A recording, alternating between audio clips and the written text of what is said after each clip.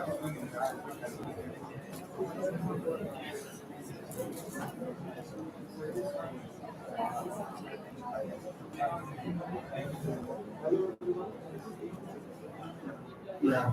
So, hello everyone.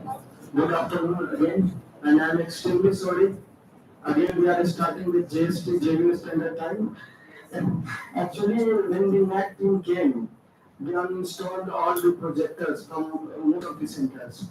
So there was little delay. We were unaware about this. So I welcome you all on behalf of Humans of JNU, MSY, the Student Union of Congress, and Tamil Student Association, and Reservation Club of JNU. So we have with us three panelists, and I'm very pleased to announce that all of them are. The whole panel is a new veteran, so give a round of applause for them. So we have with us Misbah Reshi. She is doing PhD in law from University of Oxford. Our another speaker is Sumaira Nawaz. She is doing PhD in Institute of Islamic Studies from McGill University. And we have Monika, who is doing PhD in Institute of Criminology from University of Cambridge. So we have also me. I'm Kunal. I'm doing PhD from Central Asian Studies, and I have never applied for any foreign university for either master's or PhD. So you have to so see, the whole aim of doing this workshop was that we at times see that we don't apply to the universities with the fear that we are not good enough, or we don't have access to, or we don't have social capital, we don't have networking and other things. Na? We usually read Quran and other random blogs, and we don't reach to any conclusion. That's why, with the help of the EduAccess, we have planned this workshop, and we have a wonderful panel with us. So I would request you to just be with us. In the last, we will have Q&A session after the workshop is over. I would request the panelists to draft the whole talk in a way that there are many scholars here who have never applied for any university, aiming for a university. So please take your stand from there. Okay. Thank you. Over to you. Hello, can you hear me? Okay, perfect. Thank you, Kunal, and thank you to the Reservation Club and Humans of JNU for inviting us. And thank you to all of you for being so patient, for sitting here for more than 45 minutes. This is quite a lot of delay, but thank you. It's really nice to see a room packed with students interested in knowing how to make PhD applications to study abroad. We were just discussing how in universities outside it's really hard to get a room full of people, and it's so nice to see so many people come together to attend a lecture or a workshop. With that, I will quickly get into what we have planned for today. We try to keep our presentation brief so that there's more opportunity for all of you to ask as many questions as you want. Also, all three of us will be doing the presentation in English, but we'll also probably switch in Hindi and Urdu. So, if at any point you want us to say something in another language, probably only Hindi, since that's the only language the three of us will be able to speak comfortably, then feel free to do so. But it will primarily happen in English. So, I hope the presentation is clear. You can also take photographs of the PPT. There's going to be a lot of content that will come up, and we try to make this available to you as well. So maybe if Kunal is noting down email IDs or on our website, you will find this presentation as well. So don't worry about missing out on content. Okay, sorry. So, what we are going to be covering today is we are going to talk to you about brightness. Okay. Oh, नहीं वो Yeah, yeah. May Projector luminous intensity is not that. Yeah. मेरे पास Yeah. Nothing will be left. It's about. हाँ. So what we are going to be discussing today is we'll just tell you about what are the types of PhD programs that are generally available, and that determines the kind of application you make. So, all three of us, Monika and I are doing our PhDs in the UK, so we are familiar with the application process there. And Sumaira will be able to talk to you about applications in the US and Canada more generally. And so the type of PhD that you decide to do also determines the application. Then we talk a bit about what happens after the PhD, what are some of the components that form part of the PhD application. So we will be talking to you a bit in detail about a research proposal or a PhD proposal. That's a very important part of your PhD application to study abroad. We'll talk to you a little bit about choosing your supervisor because that also forms an important part of the application process in and of itself. Then we'll talk to you about some other application components such as English language tests, standardized tests like GRE, application fee waivers, and things like that. And then we'll move to a Q&A. So I hope you find this session helpful. Yeah, so very quickly, as Kunal mentioned, this session is happening in collaboration with Project EduAccess. It's an organization that all three of us are a part of, or are mentors in. Project EduAccess basically came up as an idea of where a bunch of us at Oxford realized that that representation of students from marginalized communities is very poor, and there was a need to address that issue. And through that, we started working on creating more opportunities for education, for leadership, and generally professional growth for students, specifically from marginalized communities.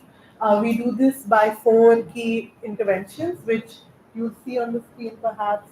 It involves mentoring, guidance, providing information.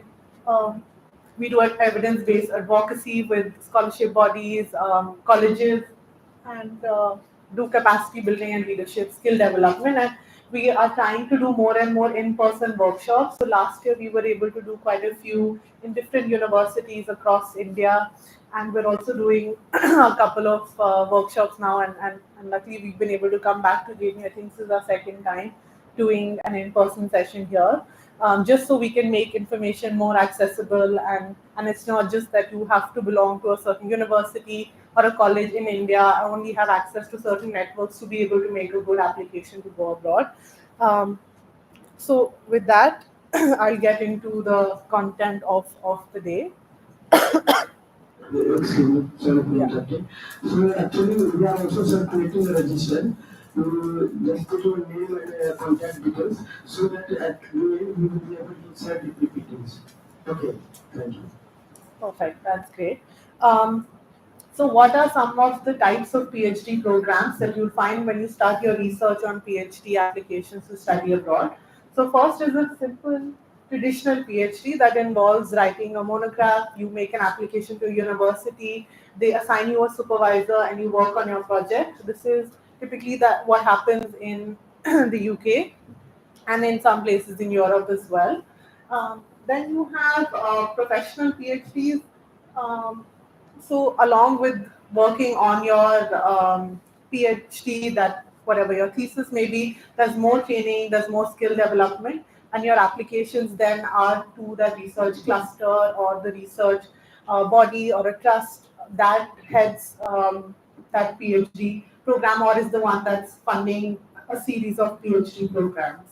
Then you have then there's a difference between research and PhD. So, as I said, in the UK, traditionally, your PhD projects just involve PhD candidates focusing on their PhDs and only writing their PhD and submitting it, which means that if you get a stipend, it's only focused on helping you do your PhD and submit that. What happens in that case is sometimes you don't get departmental funding easily, and you have to look for other bodies or organizations, trusts to give you a scholarship or a stipend to do your PhD.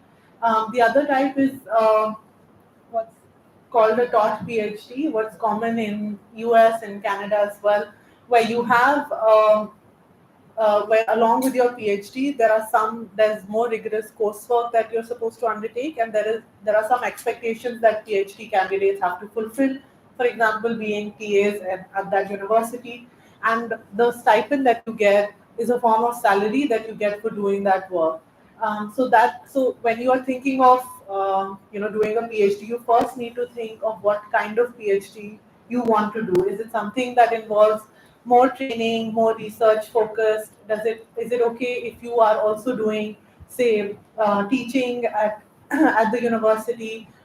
Would you want to do a longer PhD? So taught PhDs tend to take longer. They can go on to 6, 7, 8 years, whereas typically in the UK, the PhD programs are only 3 to 4 years. In the fourth year, it's expected that you finish because you're only doing your PhD. There's very little coursework. So it's very important that first you need to reflect on who you are as a person. What is the kind of research you want to undertake? What is the kind of training you would likely benefit the most from, and then decide the type of PhD that would work the best for you. Um, Again, obviously, more generally, the idea of a PhD is to have a contribution to whatever field you've chosen. But with that, there are also other things that determine your PhD journey. So it's important that you think of all of those things. How many years you're willing to put in your PhD? What is the kind of coursework you want to do? That will also determine the kind of discipline you choose. So if you want to do a social science PhD, it will have a different kind of training. If you want to do a PhD in a humanities subject, it will have different kind of training. So all of these are things that you have to first think about before you even start your application, because these you should not approach a PhD where you see, okay, I want to go to Oxford, and then you see what is the PhD I can do at Oxford. But rather, first you think of what is the kind of PhD I want to do, what is the kind of PhD that will suit my research, my topic, and then you find what is the best place to do that. So if you feel that I only want to do a research for 3 to 4 years, I don't want to take 7 years to do a PhD, then something like a PhD in the UK is more suitable for you. But if you want to do more rigorous coursework, if you want to be engaged in coursework for a longer time, if you want to be involved in teaching, research for a longer time, then a PhD in the US is something that would probably be more suitable for you. So that's something that you have to take into consideration when you're thinking of which PhD program is suitable for you. Then, sorry, how do you pursue a PhD? So how do you make an application? What are the things that you have to start looking for? So there are different pathways to a PhD application. So one is a very traditional route, which, as I said initially as well, is it's very university specific. So you identify the university, you identify the department, you see what is the website for of that university, what does it say about admissions, and you make an application. Again, very common in the UK. So, for example, both at Cambridge and Oxford, you simply make an application on the Oxford University website to the PhD position that you want to apply to. They give a very generic set of guidelines for the application process, that it involves a short research proposal, and you submit that as part of your application. So that's a very university specific route that you take. The second is uh, a direct application to a PhD program. So as opposed to making an application to university, sometimes there are PhD programs that invite applications. So there may be a there may be a professor who is starting a new project, and they want a few PhD students to assist them in their project.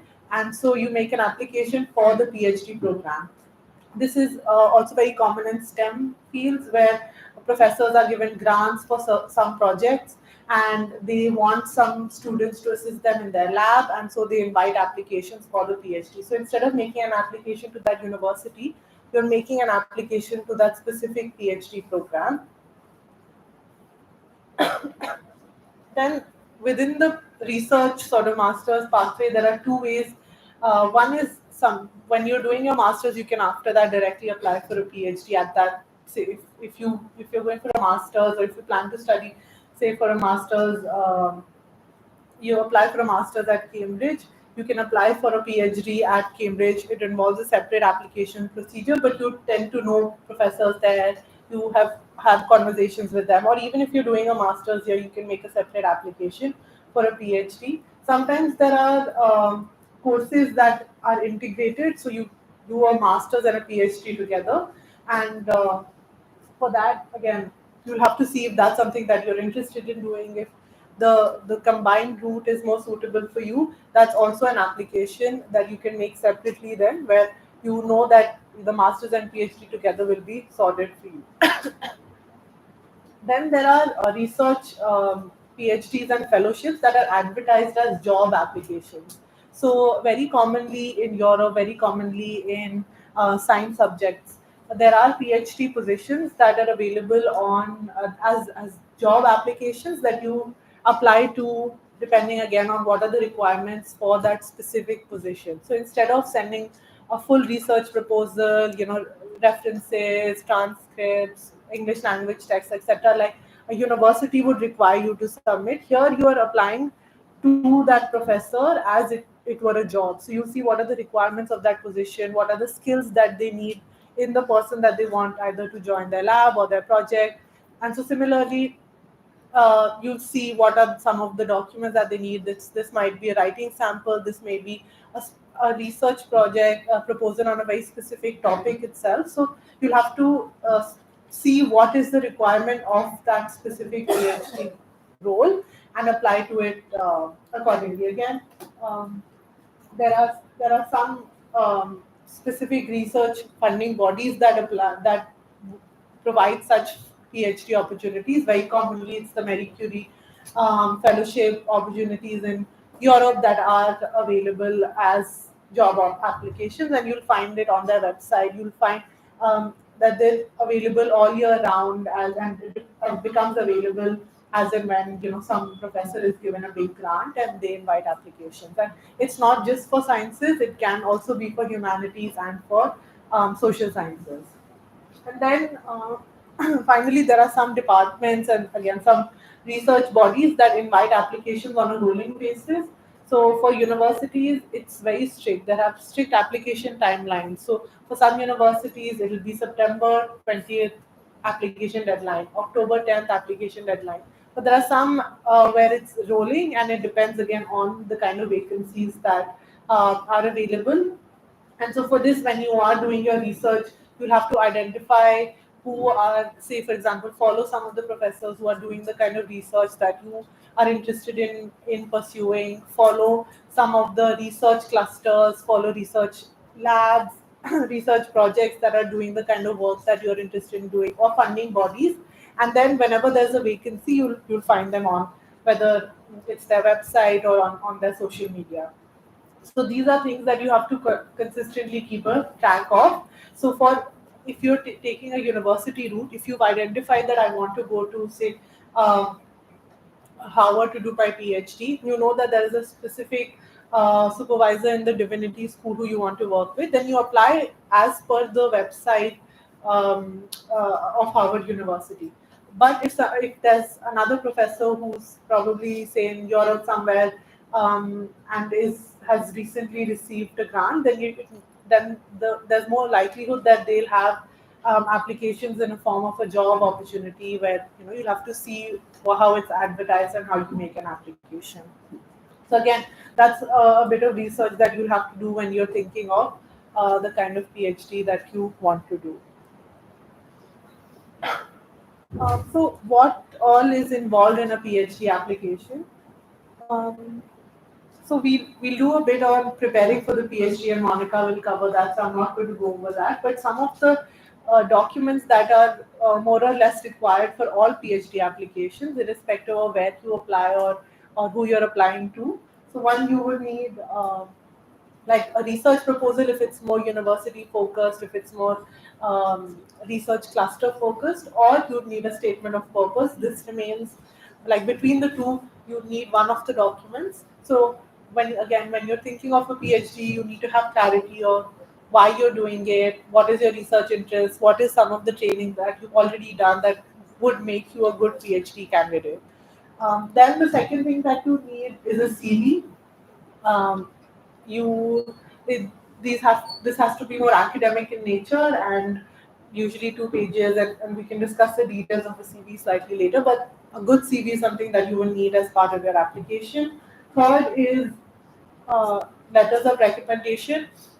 How many you need and the nature of the recommendation varies according to as university to university. Sometimes you may need 3 letters of recommendation, sometimes you may need 2, sometimes you may need 5. It really depends, but this is something that you will have to get. And again, have they tend to be academic in nature. If you're applying for a PhD program, it is expected that your referees would be professors who have taught and graded you either during your masters, MPhil, or bachelor's. Then you need to submit your transcripts, of course. So your undergraduate degree mark sheet, your master's degree mark sheet, whatever that may be. So up until the most latest that you have. So you have to submit that as part of your application as well. So if you are thinking of again applying for PhDs now, thinking of getting transcripts also is something you should do now, because we all know that getting transcripts takes a very long time, and if we wait till the last minute, then it'll be a big problem, because universities take time to give us our transcript. Sometimes you don't get a transcript, and you may need to find alternative ways to show that you have received, whatever your mark sheet may be. And that may mean, getting another letterhead or having some professor sign it. But whatever that process may be, it's something that you need to start thinking of along with your PhD application, just given the many administrative hurdles that come with getting a transcript. And then finally, writing sample. Again, the nature of the writing sample will change as per the university application or the job application, but usually a good writing sample that shows that you are capable of undertaking a PhD program which involves significant and comprehensive research, you will have to show through a writing sample. The details of all of these are usually given on the website that is advertising the position, or providing details of the PhD program, how that CV will look, what that SOP needs to include, what the writing sample should cover or be formatted in. All of these are details you will find on the university website, and make sure that you follow it accordingly. Very quickly on application timeline, since you are attending this session in September, this is what application for PhD programs look like. Um, Usually, UK universities applications will start opening now onwards, and up until January, February is when applications will close. Some universities have a rolling application, as have rolling applications as well, but more or less uh, by January applications tend to close. For US universities, applications for many PhD programs will actually already be open and will be open till December. So, which means if you want to start your PhD next year, now is when you will make your application. And then again, in Europe as well, the deadlines vary from October to May, depending on the country you choose or the university you choose. Most of the academic programs begin in fall, so September, October. So if you are if you apply now, that means you will start your PhD in October or September of 2025. And say, for example, you are only thinking of a PhD now. Sometimes people need a full year to even work on their research proposal, find a supervisor. And so, if you take all of this year to think of all of that, so next year you apply. And if you apply next year, that means you start your PhD in 2027. Sorry, 6. Sorry, we're still. Um, that's all on application timelines. I'll hand it over to Sumaira now.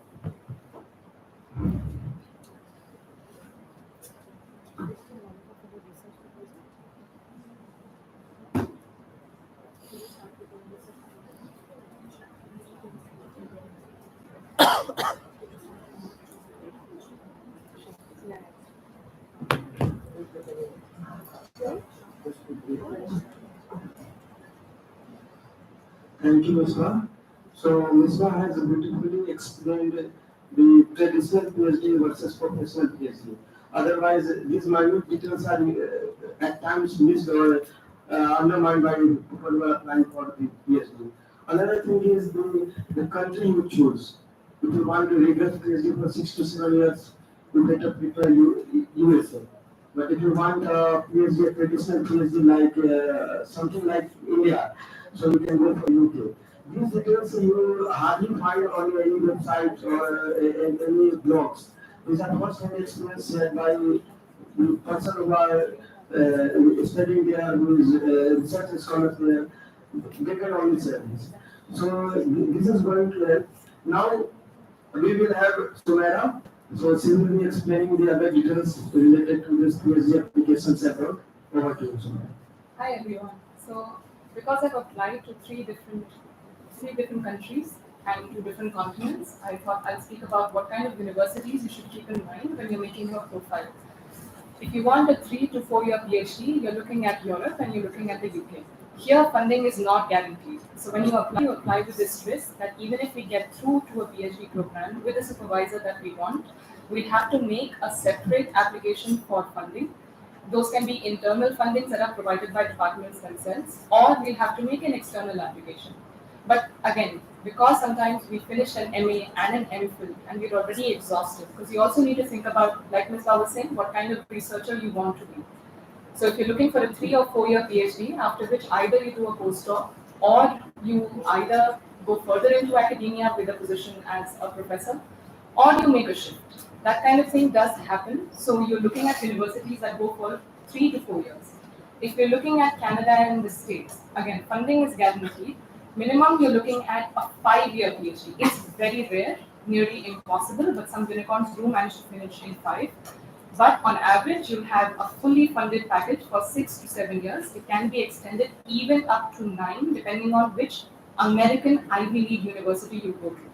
This has less to do with the quality of research they are producing. Really, it's no one to say. I'm no one to say University of Toronto produces less scholarship than compared to say a Harvard or Yale.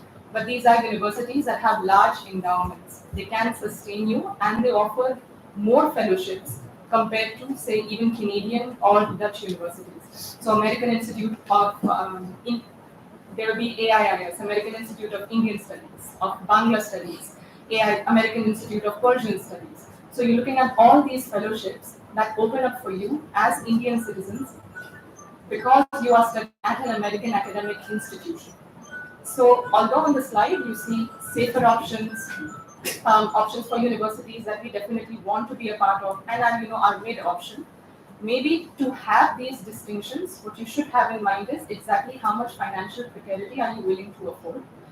Secondly, how many years are you willing to put in? Because it's not that I'm not making this assumption that everybody has 6 to 8 years to give to research. And finally, how eager you are to get into the job market immediately after.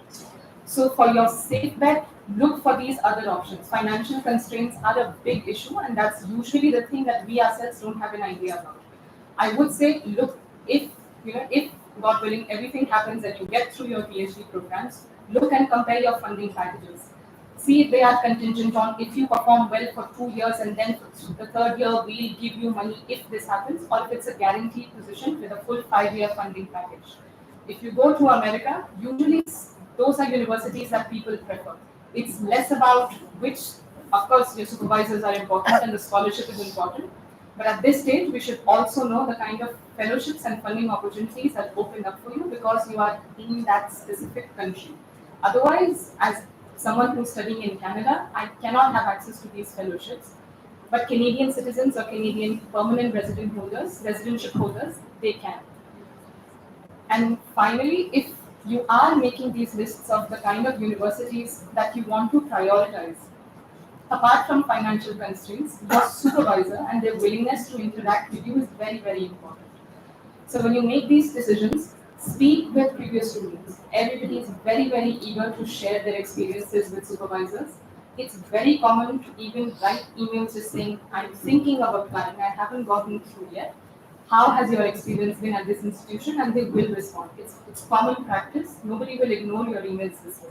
So even when you decide which university you want to be a part of, which one is a safe bet, which one is something that I may or may consider, do think of financial constraints, apart from, of course, primary being supervisory guidelines. And now back to Monika.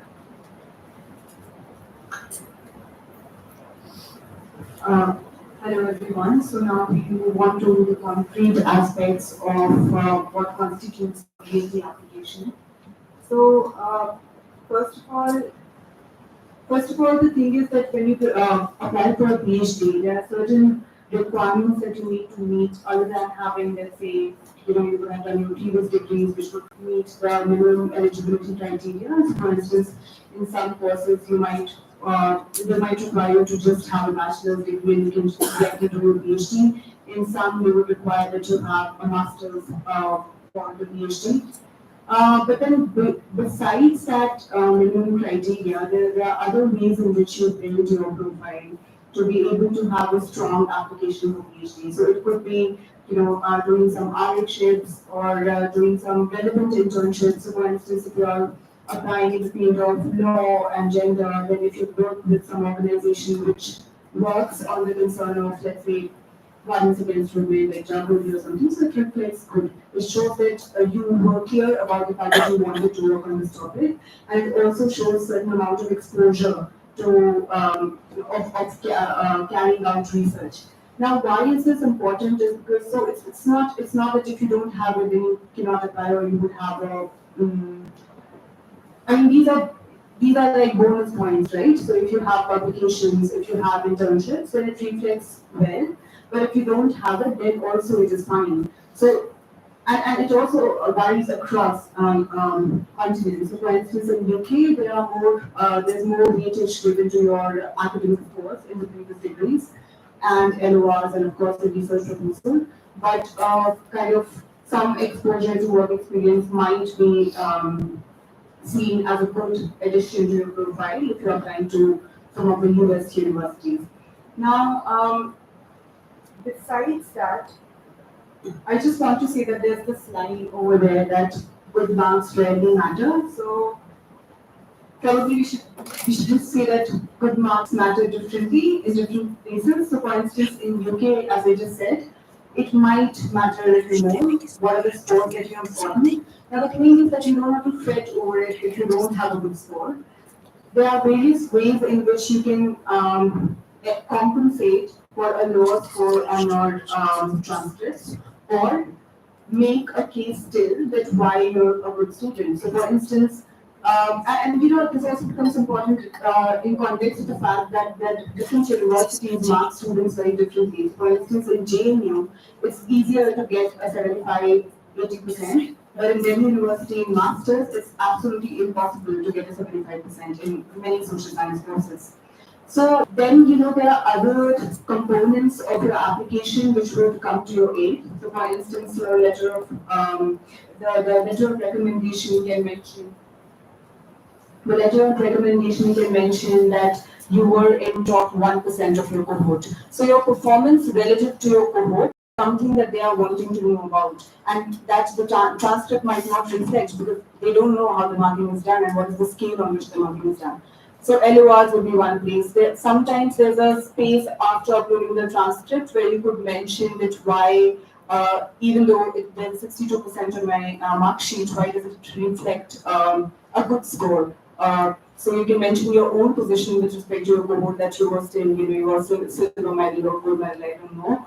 Or you could say that because of these accentuating circumstances, my scores were low for so and so reasons, right? So that is one. The second thing is preparing for a PhD would involve having a PhD topic, of course. So how do you choose a PhD topic? This is a question that many students asked me like in last few days when we were having another workshop which was on writing and all. So first of all, you have to remember that this is a topic that you are going to be with for next 4 to 7 years, depending on where you are applying, right?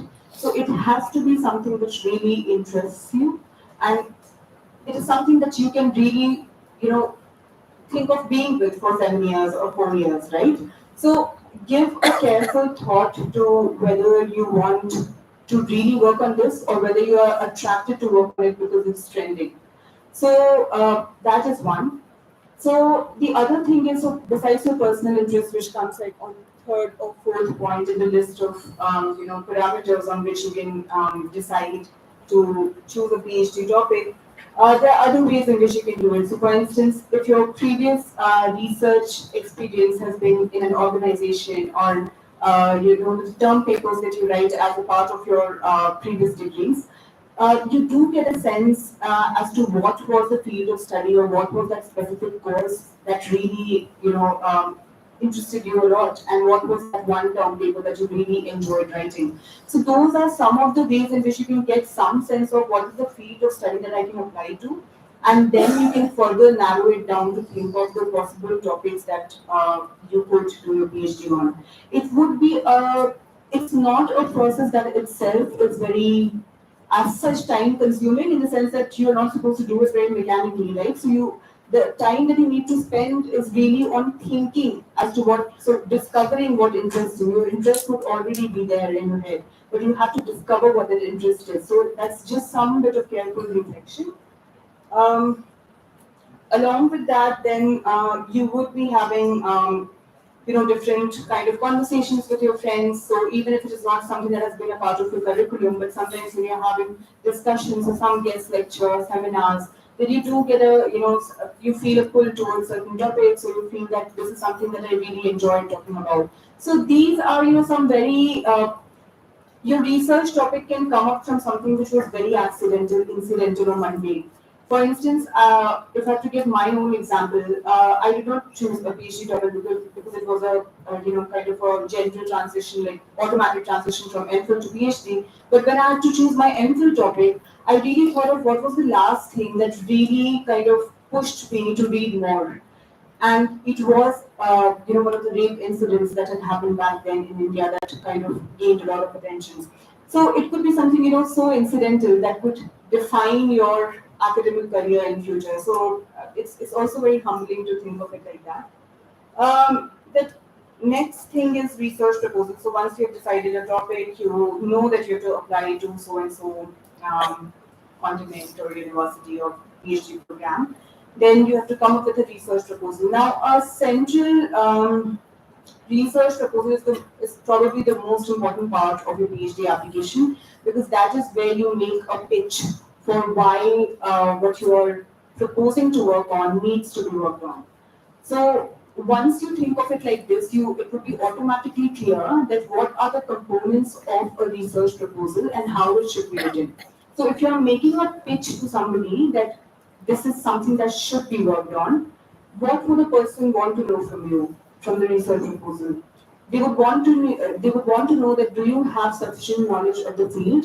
Do you really are you really able to justify that this is really a gap, or it's really something that requires an intervention? So that is where your introduction, background, literature review, those aspects of your research proposal become important. We'll come to the components in the next slide. Then it is about the feasibility of your proposed research. Can that research be completed, let's say, if you're applying in UK in 3 to 4 years? So, generally in the research proposal, you see in the next slide that there's a timeline that you need to mention in your proposal towards the end of your proposal, that in the first year I'll do so and so, in the second year I'll do so and so. So that kind of gives a sense to the examiners that this research can be completed in 3 to 4 years. Similarly, if you're applying to US, you'll have to, kind of tweak your time accordingly. The third thing is that how would you do this research? So the methodology and the ethical concerns aspect of the research proposal becomes important. So you have to propose some methodology. It could be interviews or ethnography, for instance, or doctrinal research in case you're doing just reading just the case laws and so on and so forth. And then you have to justify as to why this methodology is best suited for doing the proposed research. And just to add over here that in my opinion, the more than the literature review, more than any other aspect of your proposal, I think the research questions, which is the place where you state the problem, that what is the problem that you're going to answer, and the methodology section becomes the most important part of your PhD application. Now, the problem with the research proposal is that in different universities and different departments, there are different word limits and it varies vastly. So, for instance, in one department in Oxford that I was applying to, the research proposal requirement was just 600 words. And in Cambridge, the department that I'm presently located in, required a 2,500 words proposal. So you see, right? I mean, from 600 words to 2,500 words, you understand that in those 600 words, you cannot have a different literature review section, a different research questions, and then methodology and then ethical concerns. Probably it would just run into 2 pages, 1.5 pages, which would kind of merge everything. That would kind of merge everything, and they might not even be separate titles. So, what you need to remember is that even when you have to write a shorter proposal, you need to have a very clear statement of the problem, the research question, and a very clear statement of the methodology. You might not have the words to elaborate it, the word limit might be very low, and you might not be able to elaborate it. But in case you are called for an interview, that generally happens if there is a shorter research proposal that they ask for. They will ask you questions around methodology a lot and the ethical concerns that would arise out of the methodology that you have chosen, right? So this is broadly it about the research proposal. Of course, like it has to meet the basic criteria of a good writing piece, which is that it should be original, it should be coherent, and it should have a clear argument. Now, originality does not mean that you have to make a breakthrough through your research proposal. The research is yet to come. But it should be original in the sense that it should provide some new way of looking at the literature that already exists and some amount of critical engagement with the literature in the field of study that you're proposing to do your research in. These are some of the headings in the research proposal that generally, these generally comprise your research proposal. So there's a title and the introduction, that there would be a clear statement of problem, followed by 3 or 4 research questions. That would be followed by a literature review. It could sometimes be the other way around, that you first write the literature review and then you come to stating that, okay, so now this is the literature that already exists and this is the gap that I'm going to fill, and hence these questions follow, right? And then you would write methodology, the significance of your research. Now, this part of your application, this part of your research proposal also becomes very important in certain departments, especially when you are asked to write a longer research proposal. Then you need to, it's advisable that you have a section on significance. Because what happens is that a lot of times, especially when your application is automatically considered for funding, then it is something that gives a clear statement of why the funders should fund this research. That what is the significance of the impact, possible impact of the research that you can do. Now, in stating the significance, you don't have to kind of be very ambitious and make hyperbole assertions. It has to be very grounded and it has to be realistic. So you don't have to say that it will change everything and patriarchy would end or something like that, of course. So the significance of your research in terms of what kind of policy changes could come in, and also in terms of the academic contribution. So it could be both, right? Then the timeline that I just told you about, that first year I would do this, and second year would be this, and then third year in the writing period I would be finishing so and so. Field plan, generally you don't have to write it separately. It might form a part of your methodology as well as the timeline. So it would give a sense of when you would do your field work, for how long. And in the methodology section, people will get a sense of what your fieldwork would comprise of. So if you're saying that I would interview lawyers or I would interview police staff, then they already get a sense of what the fieldwork would look like, right?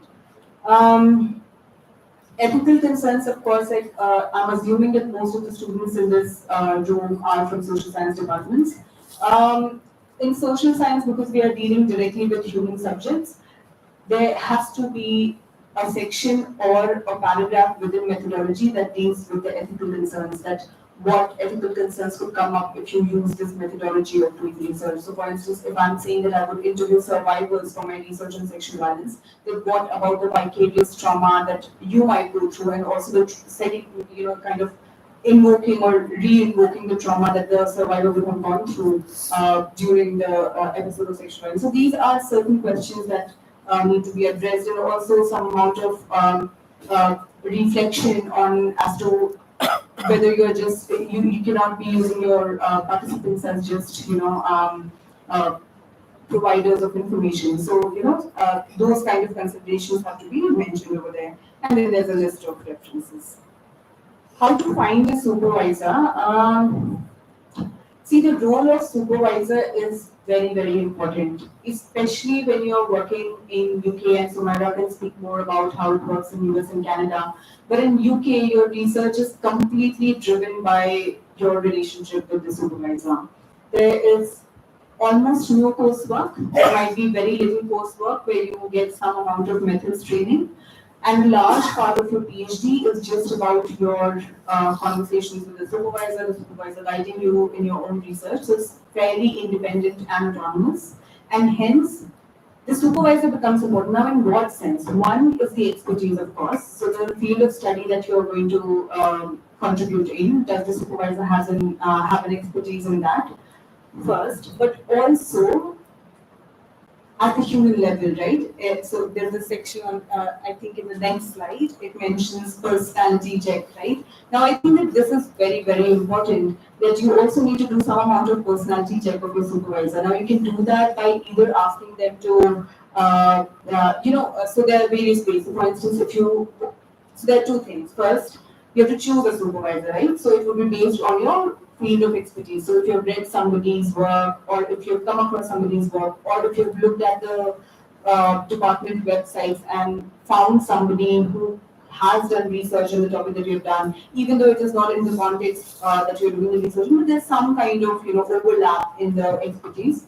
Then you go and write to that person, write an email to that person, right? We can discuss more about how to do it, but let's just focus on what to look for when you're looking for a supervisor. So one is that you will write to the person. In all probability, the person will write back to you in case they are interested in working on that topic.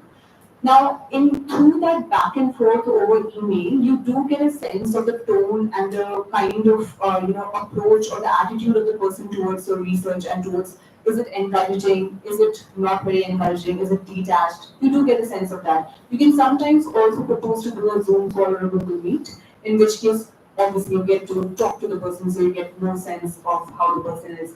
Now that is also very important besides the expertise of the person. Besides the supervisor, the other point that kind of becomes important in deciding where you want to do a PhD is funding.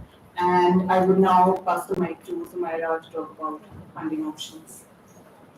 So before Misbah and Monika tell you about their experience with UK funding, I can tell you about USA and Canada. For both places, you're looking at universities that will guarantee you funding. It's very, very rare for a student to get accepted without. और मेरा ज़ाती तजुर्बा ये रहा है कि अगर funding package आपको मुहैया नहीं कराया जा रहा है तो आपको PhD नहीं करनी चाहिए. It's a long process. It will take its mental toll. You won't be able to financially sustain yourself in a country where you don't have any social network and where you don't have anyone supporting you. So you're looking at housing, you're looking at visa, you're looking at here, even when you apply at the very first stage, before you get into the university, you'll have to prove that you have financial stability enough that you'll come back to this country, and also that you will be able to initially sustain yourself. So along with funding package, do keep this in mind, exactly how much are you willing to spend and how much are then you willing, if you are going in without any funding for your initial year, push comes to shove and that situation does arise, then please know the kind of financial impact it's going to have on you. Second one, for Canada, there are certain scholarships or certain fellowships that are then made available to you when you become part of a Canadian academic institution. So SHERC has been mentioned on our slide, but then there's also Trudeau Fellowship. Again, do keep this in mind. These are very nationalist agenda-driven fellowships. So they will repeatedly ask you, how does your scholarship relate to our sustainable goals, relate to Canadian intellectual goals? Sometimes it becomes very difficult as to why Delhi Sultanate should be important to people living in the Winnipeg. And meanwhile, America is a lot more cosmopolitan than that. Because, of course, its imperial history intact. You have funding going in, and I speak mostly to students from history departments here. You will have so much more money coming in if you're doing Islamic studies proper, if you're studying history of the Persianate world, because there are funding bodies that are specifically looking at students studying these areas, these languages, and then eventually all the fellowships, even if your funding package does run out and you have to sustain yourself for that additional year, there will be dissertation completion grants. There will be, say, American Institute of XYZ region studies that you apply for. These external grants are a given. For instance, you are funded for 7 years and eventually you apply to these funding bodies and you have enough to sustain yourself for 2 more until you then apply for a postdoc or you get a job. So the difference between Canada and America lies in external grants. What that does do though, in Canada on average students do finish within 7 years. In America, because you also have greater funding opportunities, it's fairly common to see people in their 9th year. It's not shocking, it's not surprising. I'm not saying it's common, but because financially you can sustain yourself there, that's primarily the reason why people do prefer America over Canada. And now back to Monika and Misbah for UK.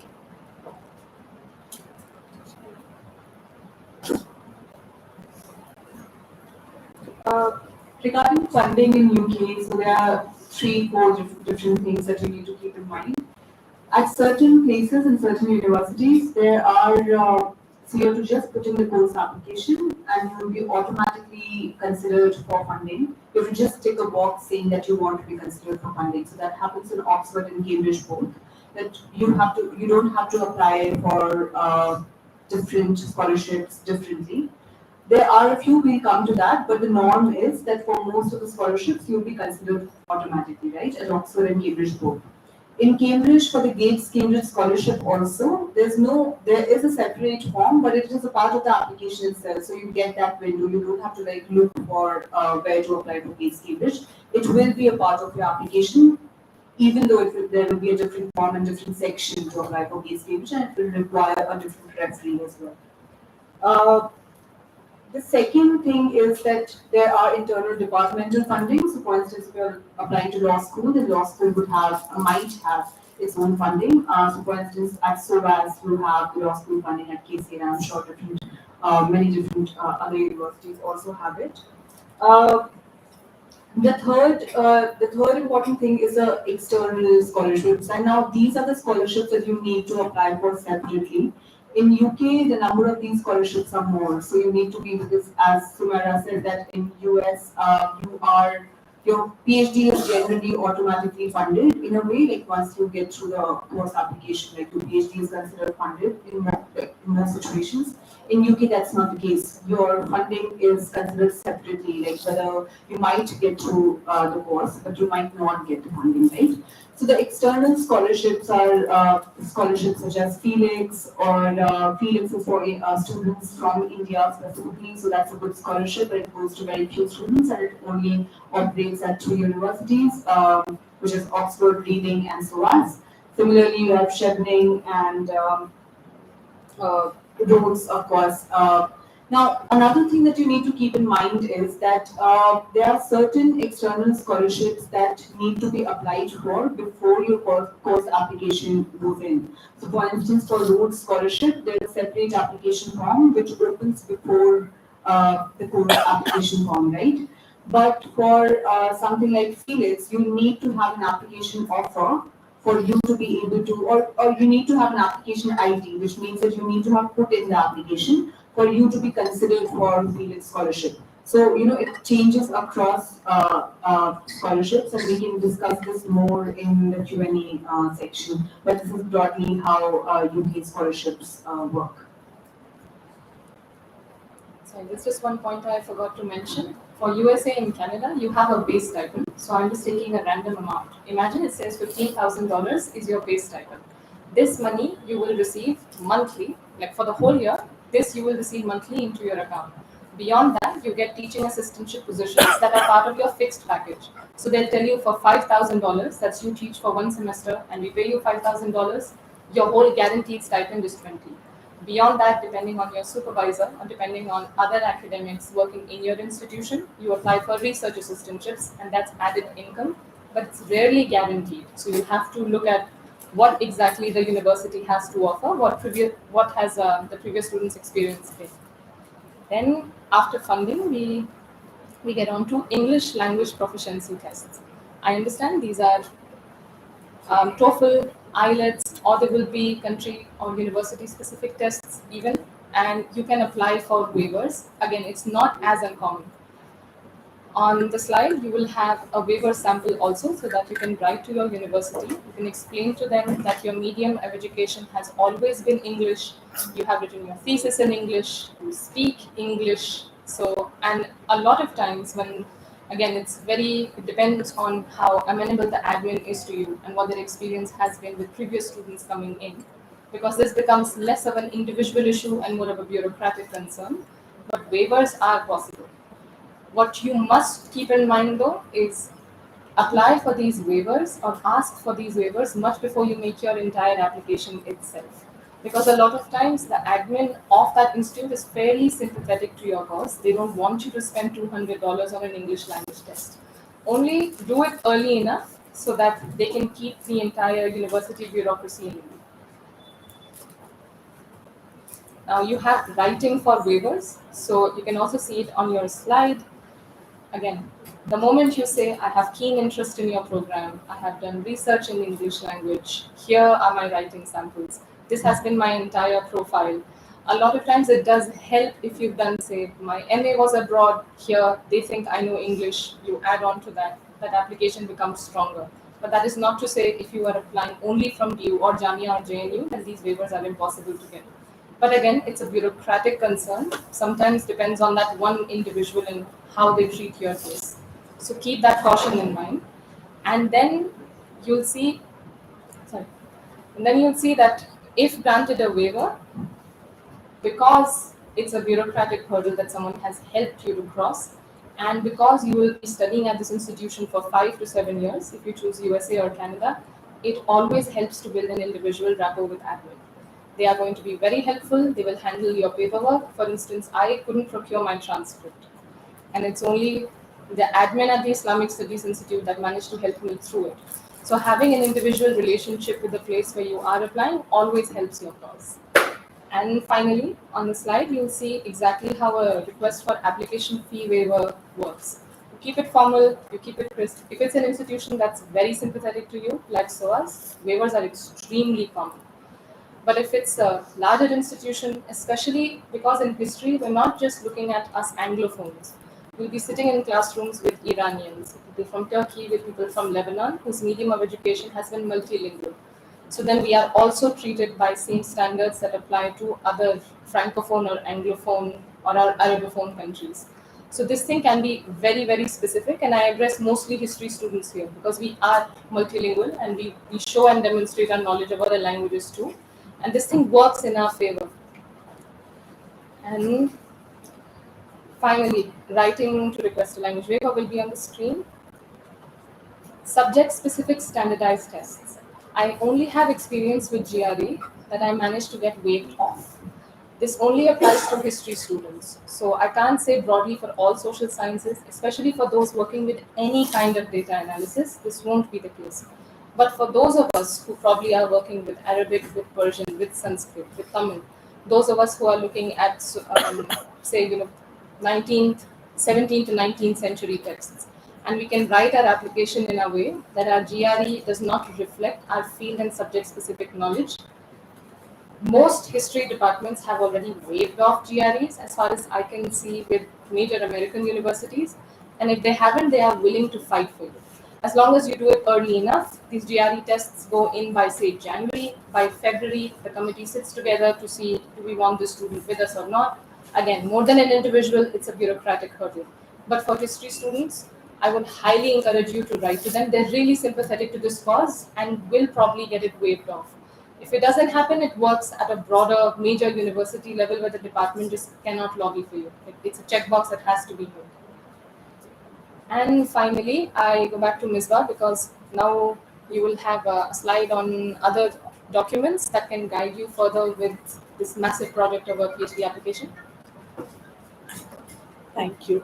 So just very quickly on standardized tests as well. So similar to, I guess, what Sumaira said for other departments, and in most countries, if the website mentions that the GRE is recommended, do write for a waiver and tell them again all of the things that you would for, say, an English language or a application fee waiver. Ask for a waiver, and that's true for actually anything. There's no harm in asking. If even if it's a no, at least you've tried. So whatever it may be, whether it's application fee, English language, GRE, or any other requirement that's coming at a very high cost, ask if there is a possibility of waiving it, or if there's any financial support that they can provide to you as an applicant. And universities abroad tend to reply to emails much faster than universities here, if at all they do. And supervisors also tend to reply to your emails very quickly and very kindly in most cases. So it's always good to reach out, ask, and do all of those formal things that we tend to hesitate because we're worried that, I don't know, what will they say? Just, it's always best to ask and try. That's what I've learned from some of my American friends, that they just like ask for everything and almost get everything that they want. So always ask and try at least. Um, so yeah, what? So this is just some bit of guidance that we at EduAccess can provide. So on our website, the QR code will come in the next slide. We've developed a number of guides that can help you with your application documents. This includes writing your SOP for university applications, writing your personal statement for scholarship applications, writing your CV for university applications, figuring out how to write or how to navigate reference letters, research proposal. All of these are guides that we've developed. These are very comprehensive guides on our website that you can access freely. We've also done a number of workshops on university and scholarship applications over the past 2 years that you'll find on our website and on our YouTube channel. So if you just scan the QR code on the screen, you will be able to access all our resources. All of them are free. All of them are up to date in as much as they can be. And we keep doing online workshops on university applications, scholarship applications. So keep connected on our social media to see what more we're doing. We try to also do in-person workshops. So if you're in Delhi, we'll probably do more such in-person workshops on different topics. So today we were covering PhD applications, but sometimes we just do master's applications or scholarship applications, or a comprehensive session on just writing your CV for universities abroad, writing your SOPs. So whatever that may be, please do join us if this is something that you would benefit from. And yeah, our website is also available on the screen. So is our email ID. So if you want to reach out to us, our email ID is info@projecteduaccess.com. That's about it. I think we've been going on for a while. So if there's any questions, we're happy to take that. But thank you all for listening and sitting in.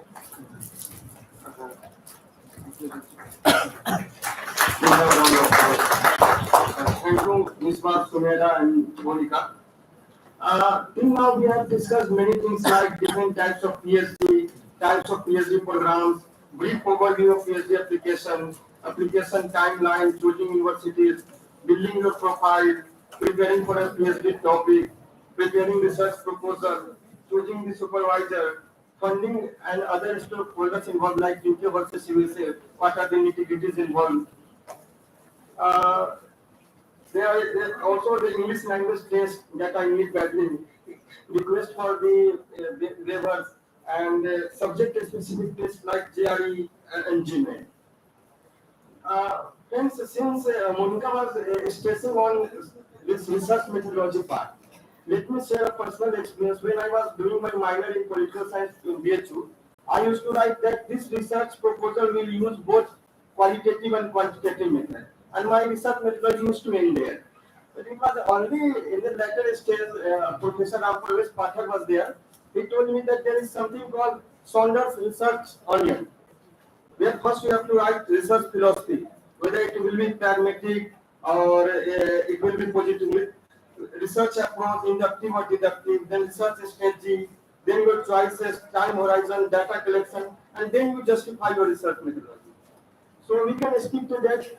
Now we will have question and answer session. So I would request you to be very specific and be crisp. Thank you.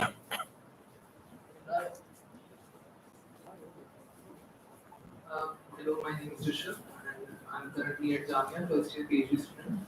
So my question is about transitioning from one field to another. So I'm officially a student of political science, but my research is on the politics of poetry and literature. Basically, it's political relevance.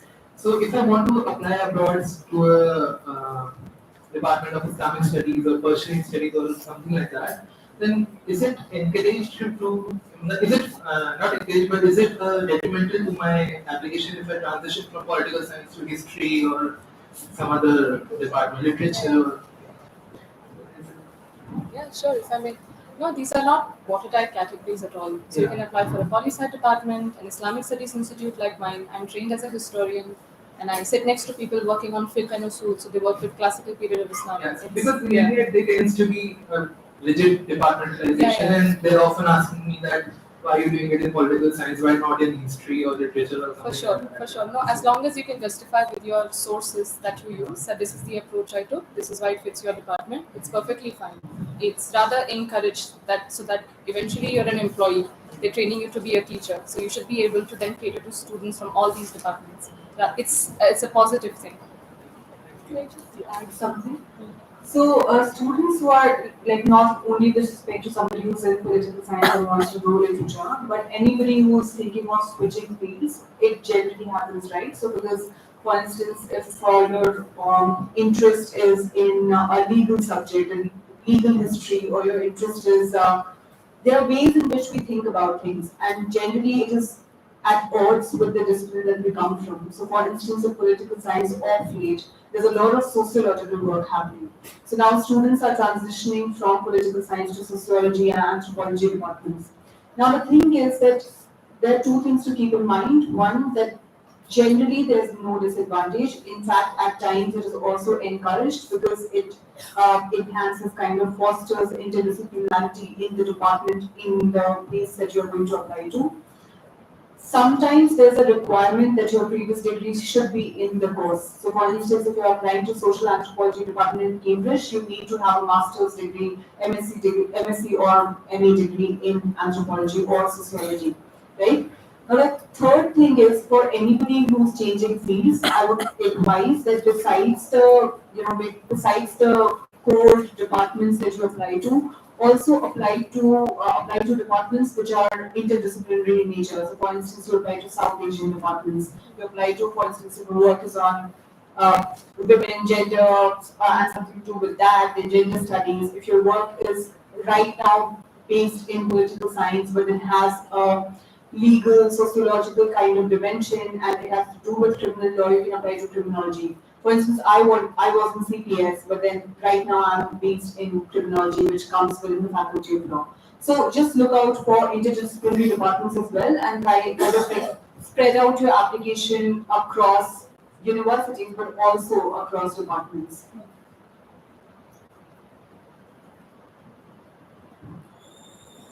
First of all, thank you so much. Thank you so much to EduAccess for this initiative and all the analysts for this comprehensive presentation. My question is related to, as you have already mentioned about waiver, but I am talking about specifically from political science background, that I have been told that quantitative is very important when we talk about political science. So in that, the GRE becomes important, if I'm not wrong. You mentioned about taking the waiver also.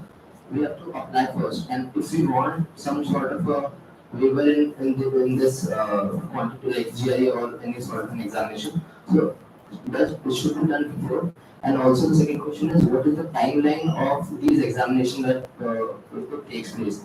And the third question is that certain scholarships also have their eligibility criteria. For example, I guess the rules are Royal England. I don't know. I'm not recollecting the exact question, but it says that if you are above 25 years, you cannot apply for the scholarship. So also a little in depth about those eligibility of scholarships. Thank you. I can speak a little bit about the test waivers as well, like a bit of timeline, and then maybe to the only to expand. So one, yes, as Sumaira said, you have to ask for the waiver before you make your application. So, for example, if the deadline for your application is 1st of December 2024, now is the time you should start writing to the university asking them for a waiver. Again, you have to write a comprehensive email, tell them why you want a waiver, what your research project is, what your research would be, what your field work is going to look like, and why you don't think that taking the GRE is going to be helpful. And now, generally, there is a more the attitude is that professors also feel that the GRE is not necessary, so they are sympathetic, as Sumaira said. Second, on the test, you can take any time. There's no specific. There's no date by which you have to take it. Again, it depends on the application timeline, like the deadline of the university. So again, if the deadline is 1st of December, you need to see how much time you need to prepare for the GRE. By when you will select the date, and then by when you need to submit the score. We've actually done a very nice long video on standardized tests on our on project through Project EduAccess. You can find that on our YouTube channel. On roads and scholarships like that, yes, there are some scholarships that have specific eligibility requirements. So roads has an age limit. Cheating, for example, is only for masters, so you can't apply for cheating if you want to apply for a PhD. Similarly, for Commonwealth, you can only apply for 1 year master's program. So there are a lot of scholarships, but you'll have to sift through the variety to see which ones are scholarships that you can apply for, given the course that you're applying for, given that given the what your profile is. Do you guys want to say? Yeah, sure. Just with regard to waivers, because it depends on the university itself. Like imagine if this specific university has a criteria, I will sift through my candidates knowing that their score in GRE should be above 600. Then that's the first thing they'll look at. Will be standard AI 620. You go in less than 600, you're out. And there GRE is very important. But it's specific to that university. So if you email them, let them know that this is my project. I don't think GRE or its requirements is something that should be a criteria of fulfillment. And then believe me, we won't be the first ones. Whatever waiver we want, Americans have already tried and gotten it. So they will have precedent. They will say we had these 4 students, they did not write the GRE, their application went through, it was accepted, we will apply the same standards to you. But because it becomes very specific to your application, to the department, and then to the university bureaucracy at large, always err on the side of caution and email them earlier. From my experience, the committee sits together in February, letters of acceptance come by March. But it can be that they'll say, sure, your GRE wasn't with your application then, but if you do want to join, it's conditional on you fulfilling this criteria. These things, there's no universal, so you just have to email and ask. Can I just say something about timeline and waiver just before we move on to the next question? So I think this will be really helpful for students. This is regarding language test waiver. I just want to tell you guys that there's no need to have a language test done before you put in the application. So what you can also do is that if you want to say, because the thing is that you don't know where will your application be successful, right? So you might have to write, because for every, like I think 2,000 rupees or something that you can send it to more places, there's something like that. And ultimately, it might happen that your application might become successful unconditionally. You might not have to take a test at all. So it's suggested that you don't, I would say that it's advisable to not take a test before you're putting the application and you've gotten the application outcome. Once you get the application outcome, you can see whether you've gotten a conditional offer or a waiver.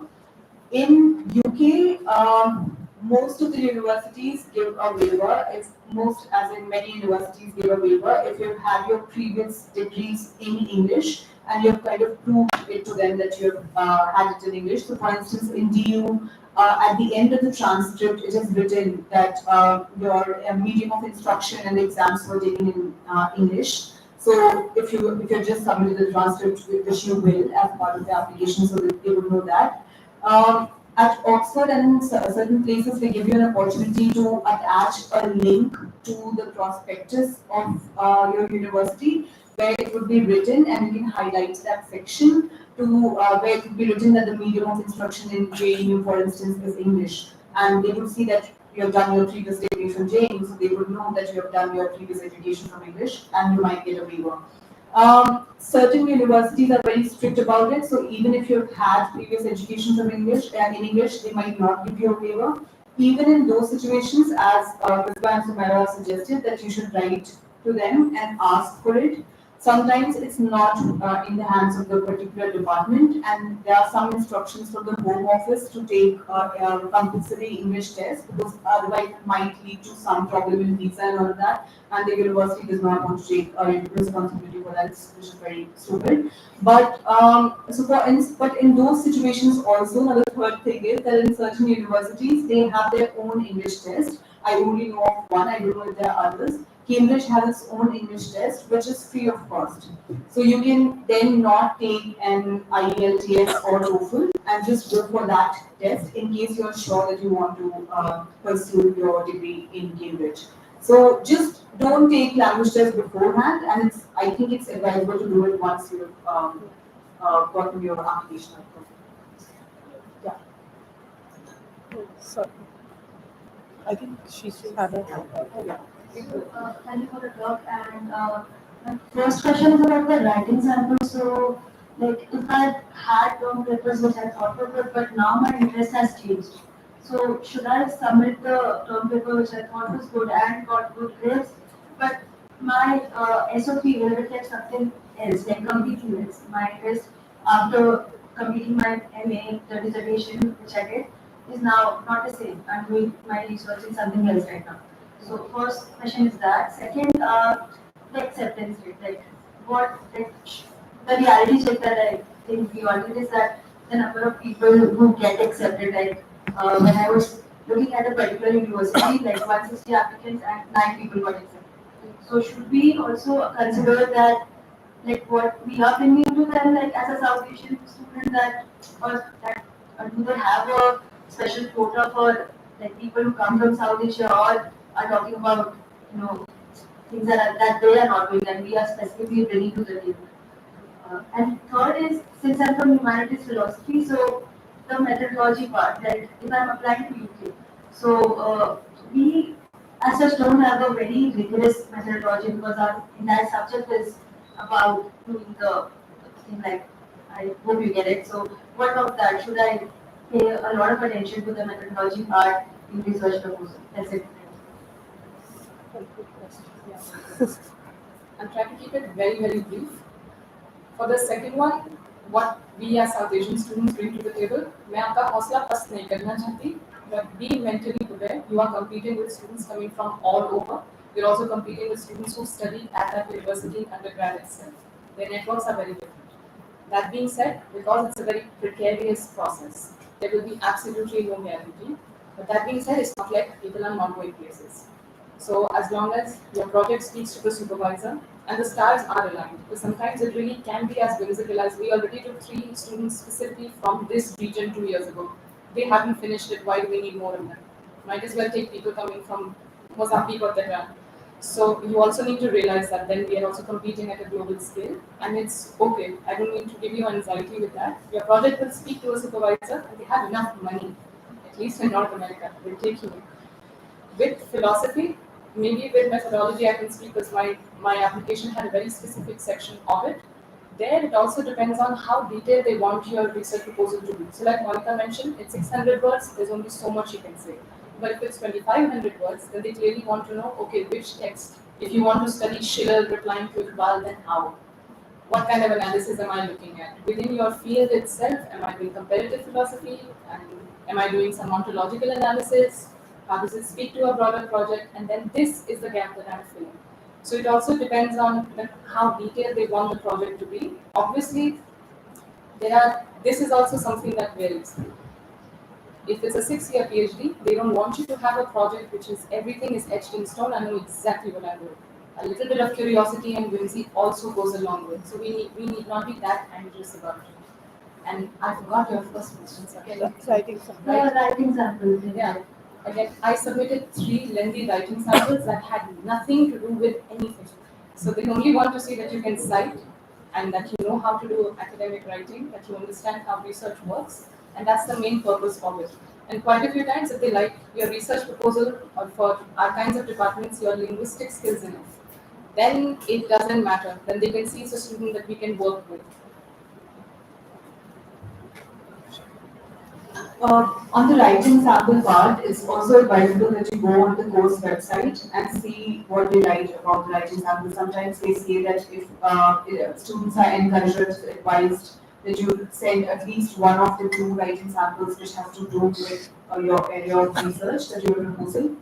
In which case, what you can do is that you can tweak your existing writing sample to kind of show that it is somehow a bit related to your research. So, for instance, if I have to give an example, I am working on the rate laws of India, and it does not have much to.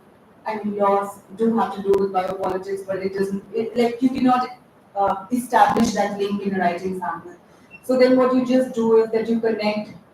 So if I have a course on biopolitics and I wrote a term paper for that, then and it had to do with terminology and feminine body and all of that. Then I link how feminine body is kind of reproduced through the act of rape. Right? So you kind of tweak it a little bit. It's not necessary, as Sumaira said, that at times people send writing samples which are completely unrelated to your area of research. And I was told by one of the prospective supervisors that what they only want to understand is whether you can write coherently, whether you can make an argument, whether you know how to engage critically with the existing body of literature. That's it. Because the originality and all of that can come in the research proposal and your expertise on the subject. So it's all right if you don't have that. If you think it's good, then you should give priority to a writing sample which is good over a writing sample which might be a little more related, but then it's not good enough. So I would say go for the good one. To the question about acceptance rate, there was one slide on dream universities and then target and then I don't know safe options. So the acceptance rates of few of the universities is extremely low. It ranges from 17 to 19%. For instance, in UK, Oxbridge has something around that. In certain departments, it's even lower. So then it's advisable that when you are making an application, you spread out your applications across different tiers of universities, if I can call it. Few of your applications would be to those universities that you really want to do your PhD in. Then you would have a few other options that might not be big brand names, but then there are supervisors or there are research centers which cater to your proposed area of research. And then there would be some other universities where you have just found a good person and the university might not be first class. So just spread it out so to make sure that you get through somewhere. That's it. And I also want students to remember that many, as Sumaira was saying that it's all about whether the stars align, right? So a lot of rejections and acceptance also happens based on factors which are not under your control. So don't be disheartened or don't judge yourself or the merit of your application based on rejection or acceptance, or even whether you're getting response from the supervisors or not. It is an extremely anxiety-inducing process to write to people, and when they don't respond to you, you feel that your proposal or your research is not good enough and people don't want to entertain it. But sometimes it could be just that the person cannot take any student that year and did not have the politeness or to write back and tell. Generally they do, but I'm just saying that there could be various reasons for why people are not responding or why the application is not getting selected. I'm really sorry, just one thing on methodology training. So we, in most of the departments in JNU, I don't think there's, except women's studies probably, I don't think there's a strong methodology training that is given, right? Even in political science, it's not. So what you can do, what I did was that, but there are certain courses that you're supposed to do as a part of methods training. And even if not in terms of methods training, there are courses that you do which give you some insights into methods. So for instance, in CPS, I don't know how many students are here from CPS, but you have 2 methods courses as part of your, if you've done your MPhil, then as part of your MPhil or PhD coursework. If you've done your master's from CPS, you have done 1 paper on research methodology. Just not learn, I mean, it's not a good thing to learn, but just bring yourself to sell what you have already done and kind of, just show them that this has been done and don't underplay what you're learning as a part of the curriculum. Some of it actually gets counted over there as training. So you might not be getting research workshops or hands-on training in research methodology, but you have done a course on, let's say, there was a course in CPS on citizenship, laws, processes, and institutions. Now, it's not a methodology course, but it is a course in which the instructor has taught you how to read archives, how to read legal bare text of law and all of that. So just mention all of that in your application in the methodology training section. Especially there are certain scholarships which want you to have a methodology training, especially in UK because they don't do a lot of coursework. So ESRC is one. So just try to sell whatever little you have because it's not like you can do something about it, but there are things that you have done. So just try to think about it and try to present it in a way that you have had that training. Hello. Thank you for your insights.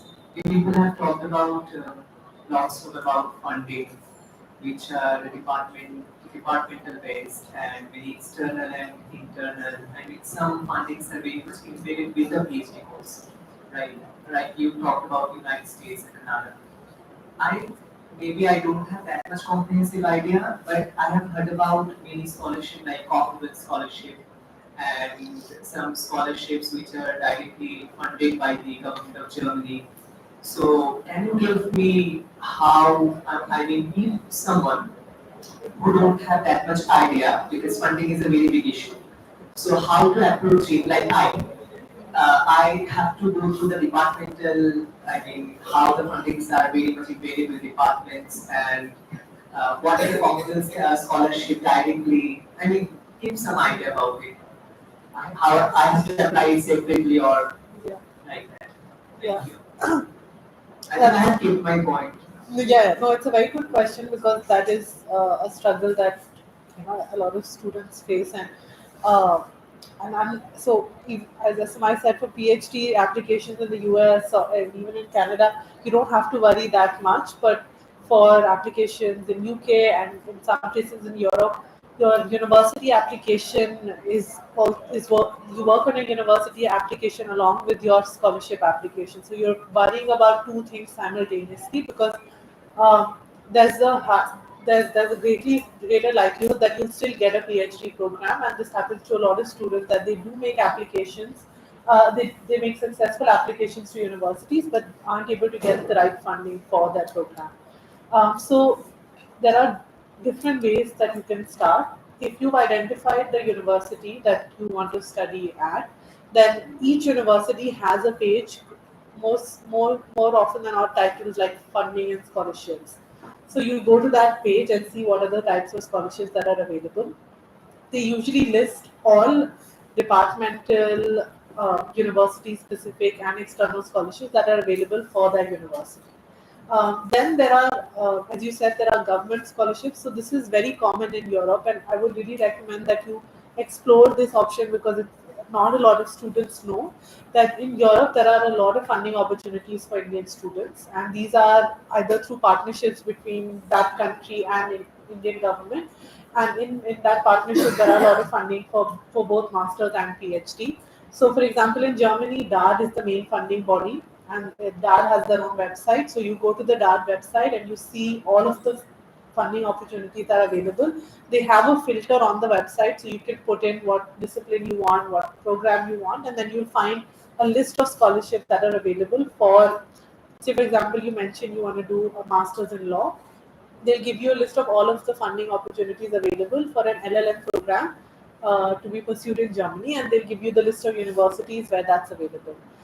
Then, similarly, for Hungary, for France, there are a lot of scholarships that are available that are again government scholarships. So if you just type, Hungary's government scholarships for Indian students, you'll get on their website, which will give a list of all of the scholarships that you can apply for and the universities for which you can avail this.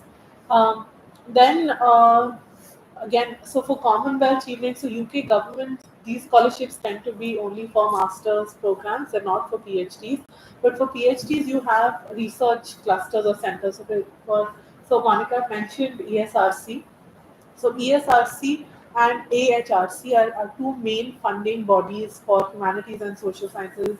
And these bodies fund universities through DPPs. These are called doctoral training programs. And these programs are funded and embedded in universities. So, for example, Oxford and two other universities form one DTP, and they invite PhD applications. So, see on ESRC what are the different scholarships that are available, and if you find one that fits according to your research, it will work for you. So AHRC and ESRC are two. There is another one called ERC, which is the European Research Council. They fund PhD programs in Europe.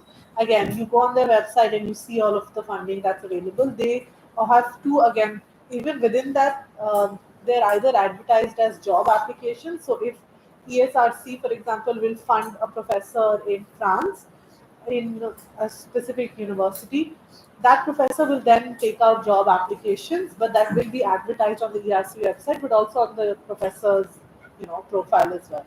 So it is a bit scattered in the sense that you have to see different portals, but once you start doing your research, and thanks to like algorithm and tracking, it'll start coming on your feed more generally, I guess, as well. So if you follow, say, 4 professors you want to work with on Twitter, a lot of professors also keep tweeting research opportunities, funding opportunities, then you'll be opportunities.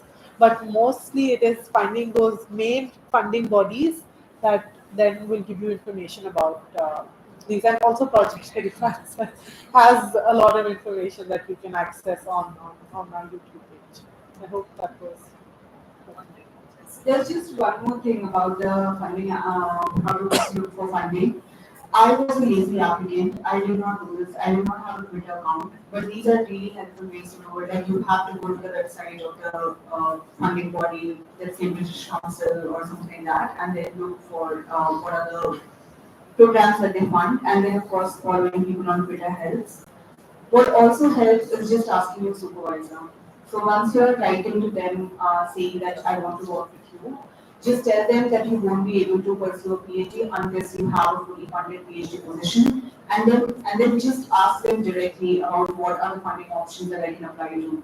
So for instance, at Warwick, there's this wonderful scholarship called Chancellor's Scholarship, and it is given to a number of students. So for instance, Felix is given to just one student in Oxford, one in SOAS. I'm not about PhD, there are others, but that's for masters.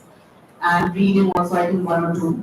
But Chancellor's goes to approximately 40 to 42 students every year. So that's a lot. It's not good enough, but it's a lot relatively.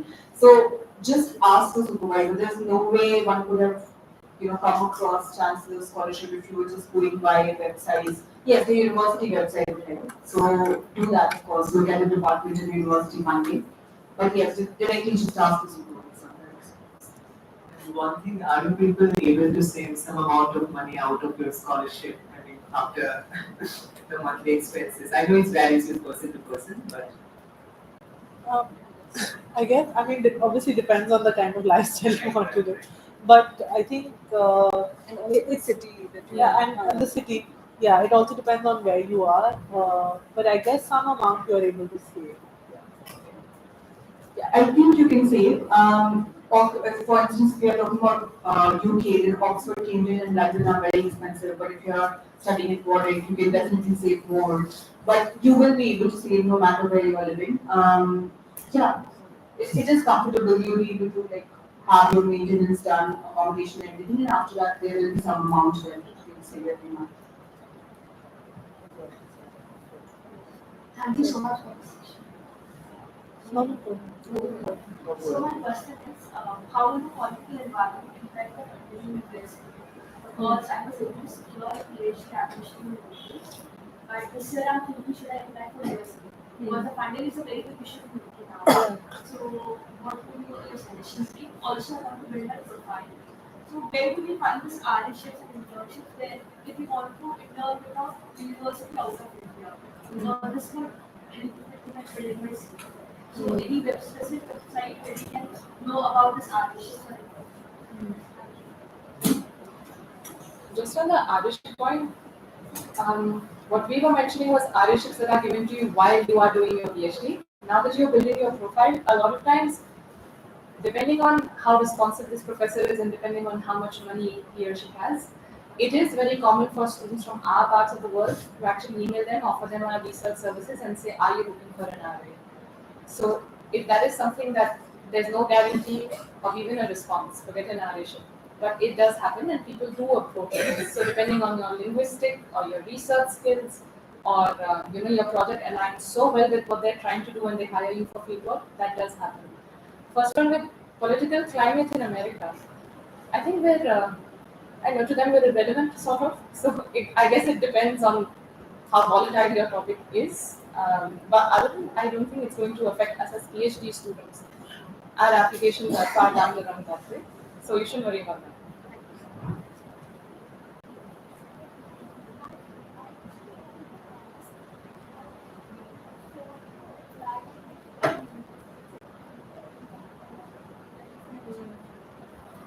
Yeah.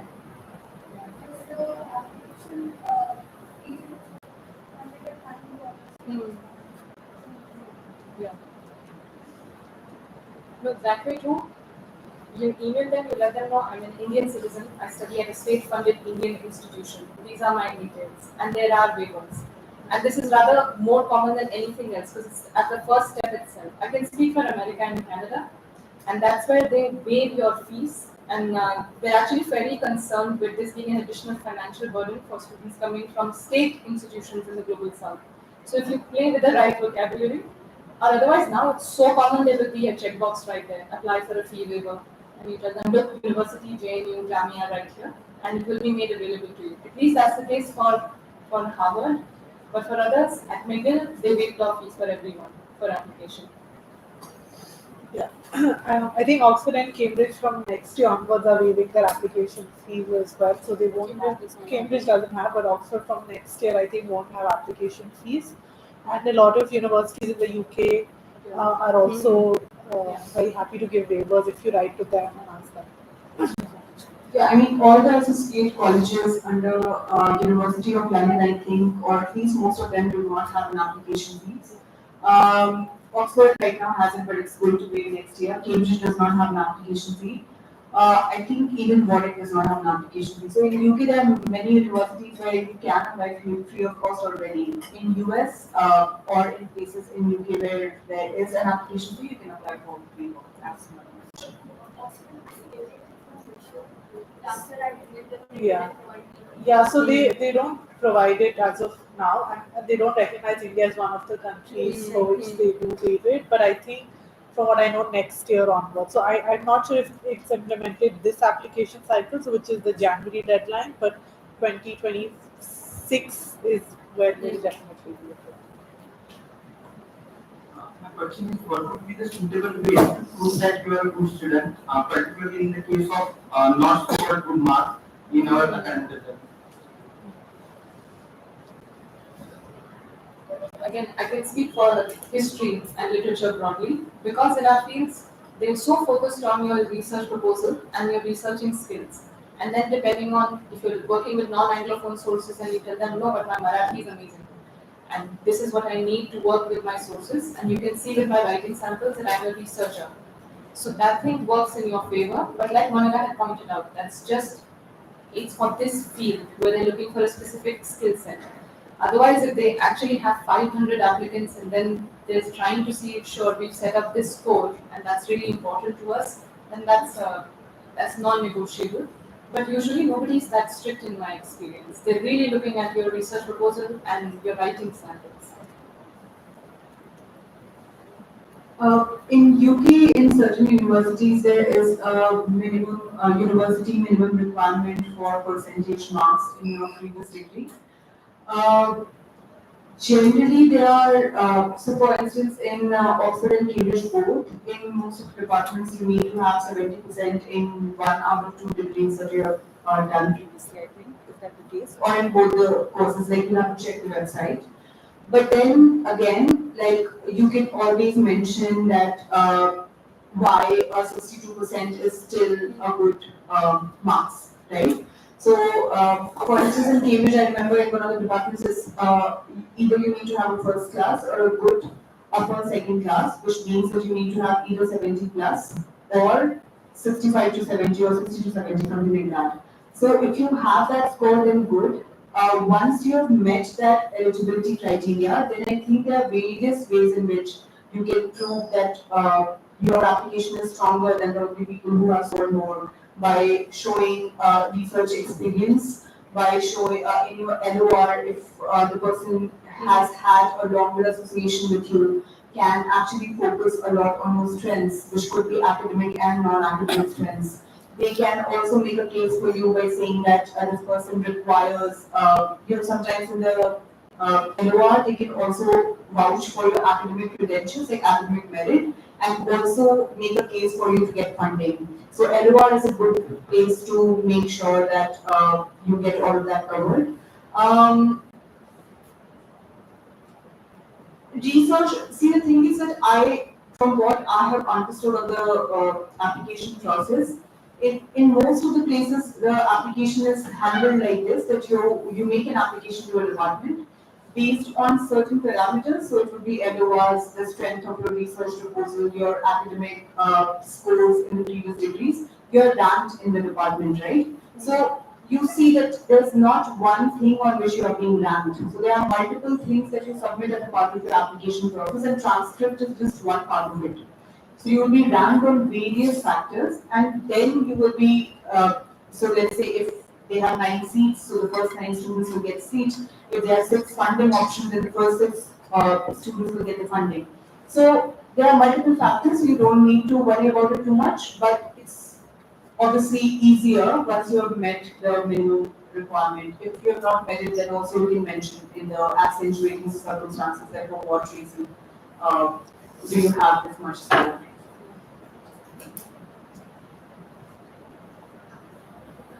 I'm in first year, where it's fixed charge.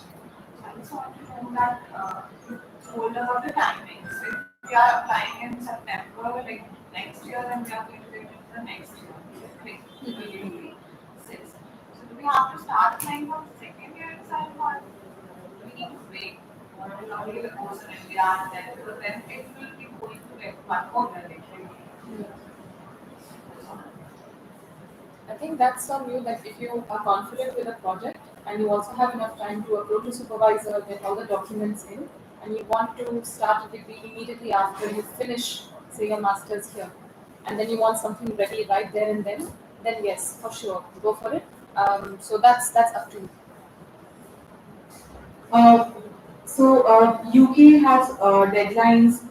So there are 2 deadlines in UK, right? So one is funding deadline, the other is the general application deadline. So now the thing is that the funding deadline for most departments are in December or January.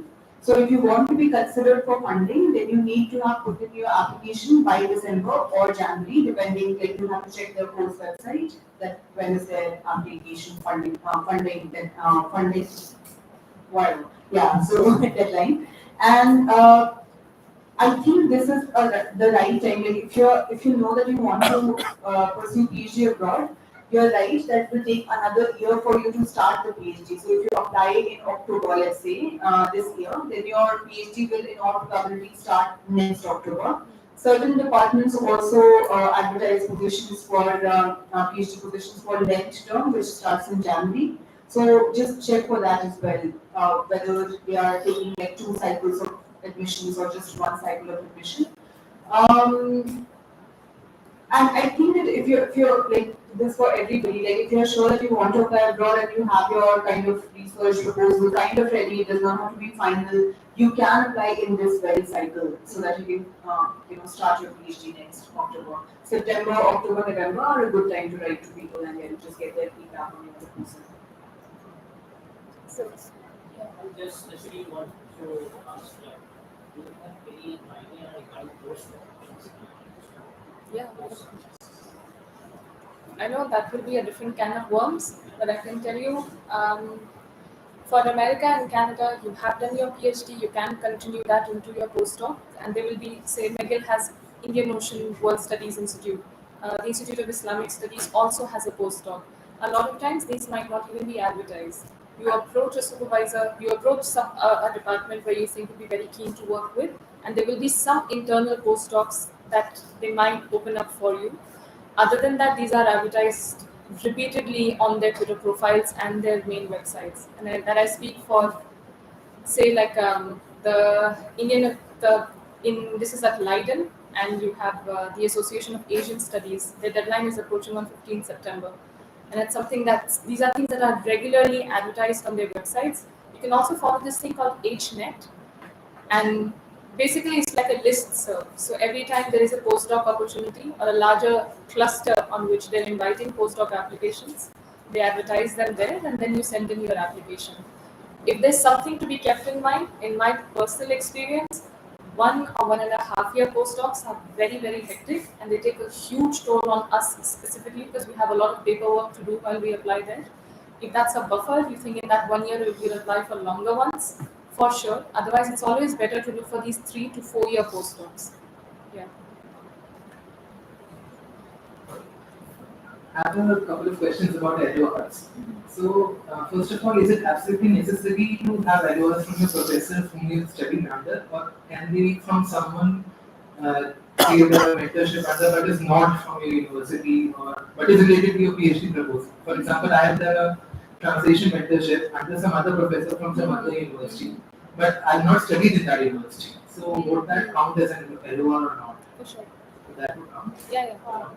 Though it depends though. So again, not it depends on if the university is okay. So sometimes if universities have strict requirement of academic LORs, which and if they say it's an academic LOR, it has to be somebody who has taught and graded you. So you'll have to see what the website says. If it doesn't strictly mention that, then it can be somebody who's a professor and you work under either through a mentorship or anything else.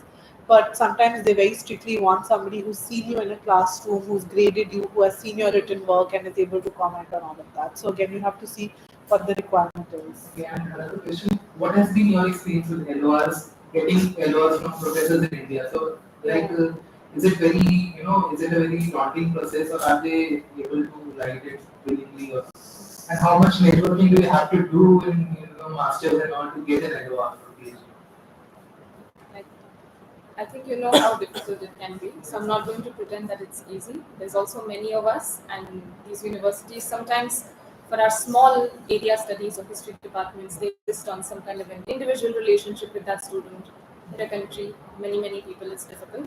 So I'm not going to pretend that it's very easy. But maybe the reason why I just burst out with confidence, of course, your translation mentorship is okay, is because that was my experience too. I really wanted to show my linguistic skills. There was someone I worked in their private archives, and they wrote my LOR, even though they're not even engaged as an academic at a university. So it worked for me. But yeah, with genuinely, it just depends on how kindly they take to you. The type of LOR that you're asking for would also depend on what you're getting the LOR for. So, for instance, there are certain scholarships which want to understand whether you have leadership skills and whether you are socially sensitive.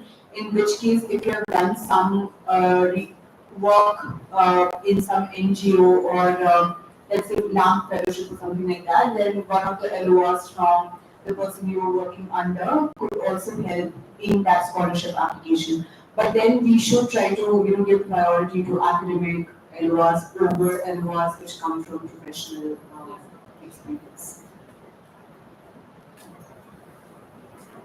Thank you very much for being very patient. My question is about multiple, like when we are making multiple applications. Let's say for PhD or postdoc, these are very specific areas, right? You mentioned about how we have to be very clear about what we are doing. So when we are doing such a thing, like I've been trying, like I got into masters, but I don't know why PhD here. So, so when applying, when trying to apply abroad, it's very specific areas, right? At a time, a lot unlimited. It's like you're going somewhere and you're suddenly in another department. it's very interdisciplinary, right? So how do you like manage that? In terms of there are very few places uh, when you have some clarity where you can have to. Like if your research questions and research hypothesis is very clear, there are very few places where you can apply. So how how many applications do you think we can make in that sense? That's a very good and difficult question. What I can say is like if you do have this kind of gumption and courage that you are going to make multiple applications, cast a wide net, which is what is ideally encouraged because you're supplying letters and documents and oftentimes also paying for your applications. Just in terms of if your project is such that you will have to approach different departments, different supervisors, then that's a burden you do have to bear. It'll be tailor-made application for each department, each cluster of supervisors. Main supervisor, there's three more who may or may not be able to help me with this previous research that has happened here that speaks to what I'm doing. Your specific lab that does this, your specific archive that holds these manuscripts that I can work with. So that is something where you will really have to put in your labor. And I understand that PhD, the more specific it becomes, and then you feel then what about a 4-year postdoc or a 6-year PhD? What more can I add to it? So that's also something to be kept in mind that as long as your research questions are specific but can be kept broad in their themes. That you say, for instance, I want to do PhD in education and development, and I tell them I was looking at language policies in India, I want to do a comparison with Ireland. And that makes it broad. It's a comparative model. You have different professors working on this field, and then your very specific research question can then have a much broader afterlife. But that genuinely is a burden that we do have to bear if we apply for several departments. They have to be tailor-made. They really, really pay attention to how much effort the individual has put into looking at research profile of people working here. That's something they do take very, very seriously. And I understand it is mentally really taxing to be looking at the same text and the same research profile and then applying to all these places. But usually you also get a knack of academic writing through this. It's very rare for someone to get through their first PhD cycle. Sometimes it takes 2, even 3 terms. Stars are not aligned. So we should be mentally prepared that how mentally taxing this whole process can be. And at the end of it, it really is not a judgment on your research project, more so on just logistics.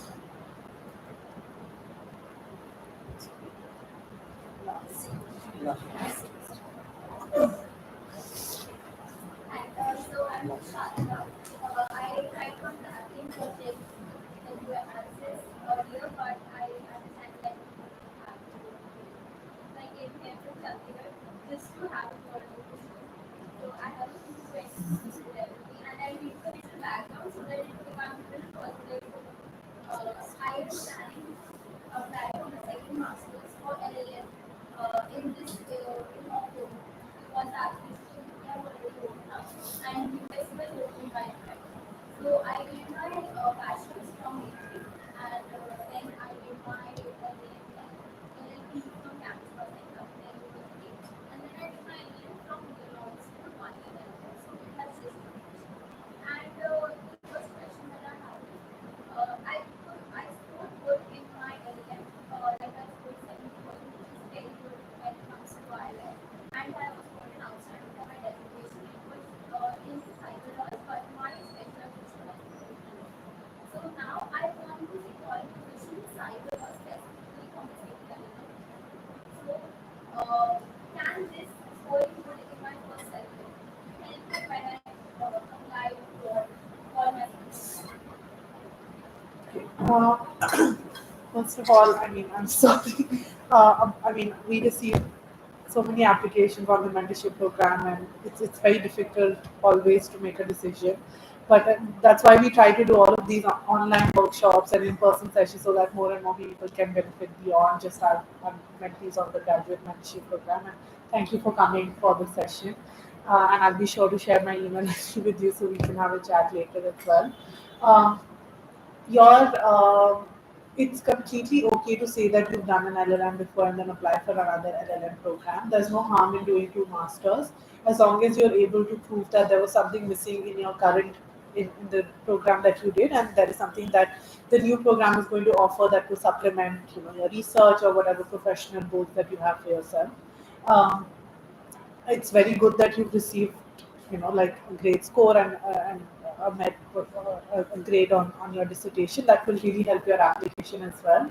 I guess the only thing to show is sort of the connection with what you did to what you want to pursue, and if you're able to make that connection, both your reference letters and your transcripts from your LLB and your LLM will help with your second LLM application. So there's no bar as such on whether you can apply for two LLMs or not.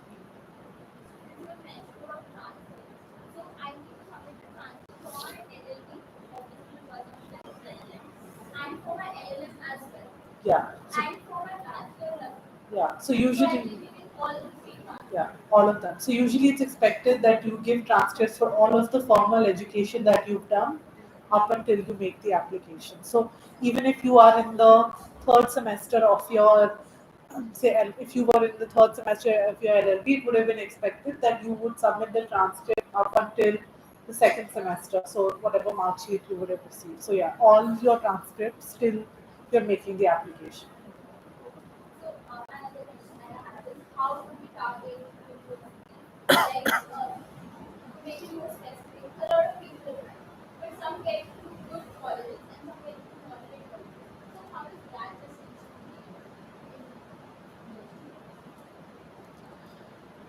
It's a little hard to say because everyone has a unique profile, and it really is about what the assessors want from that cohort. And sometimes, as we were discussing with PhD applicants, the other, for example, at Oxford, especially on the BCL, which is the LLM program at Oxford, they see how many they want a diverse cohort. So they will take students from different countries, which also means they take limited students from every country. They also want diversity in terms of universities. So they may not take um, say more than two students from CLC. They may not take two students from a JNU or a NLS. So even in that sense, even though you and another person have almost identical profiles, there may be some one thing that will make them get that make a successful application as opposed to you not making, or some vice versa. So sometimes it isn't just about your profile, but about how many applications were made that year from different countries, universities, what kind of scores that the students got, so all of those external factors also really influence. So, which is why you see that from a specific university, students go to different countries. And I also don't think that, you shouldn't see university rankings very, don't take it on the face value. So Oxford is a great university. It's consistently ranked number one, number two across rankings, but it's not good for everything.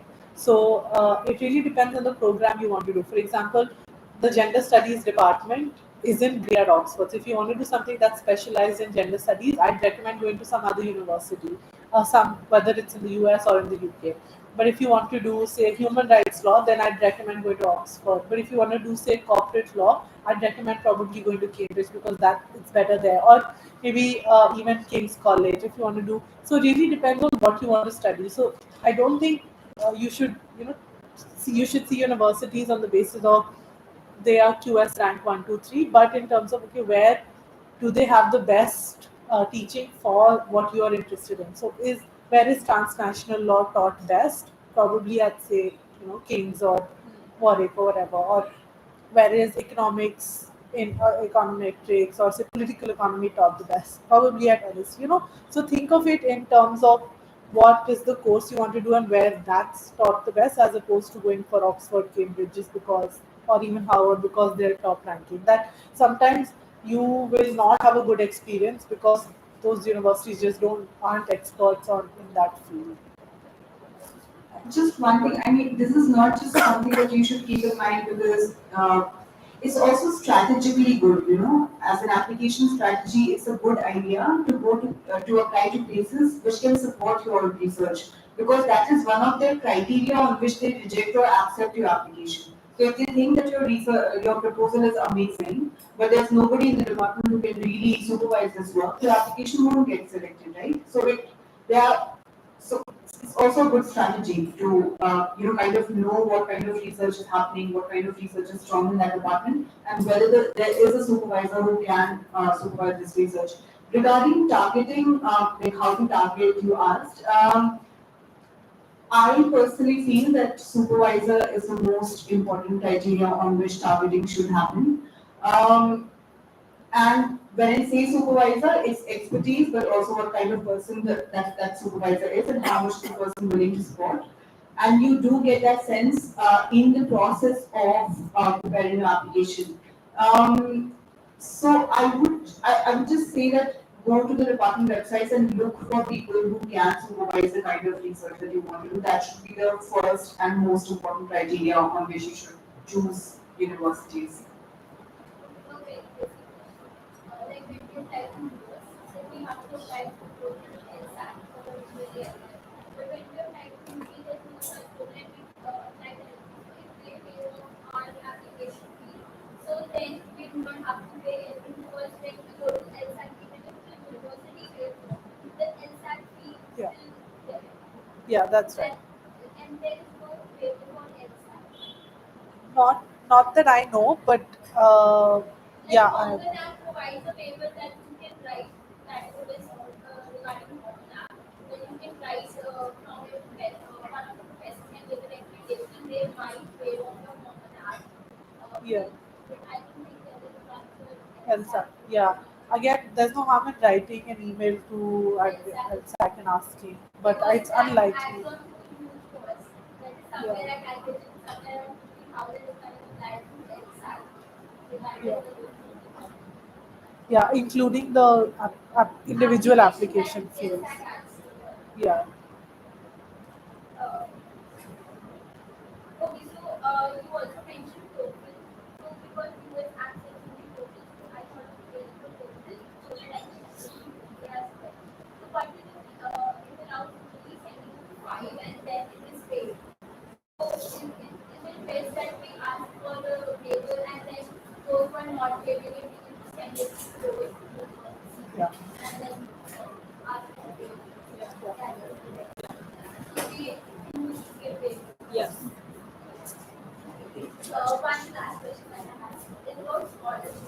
Like, I was looking at Commonwealth scholarship that has released their package, but then they say that if you have an offer by October, Yeah. so I'm still eligible. Even if I apply in September itself, there's no chance I can get an offer till October.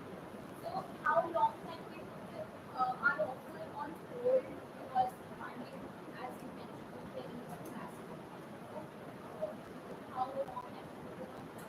Uh, so this is a unique problem with the Commonwealth Masters application this year, which is that they've said that you need an offer by October, which wasn't the case last year.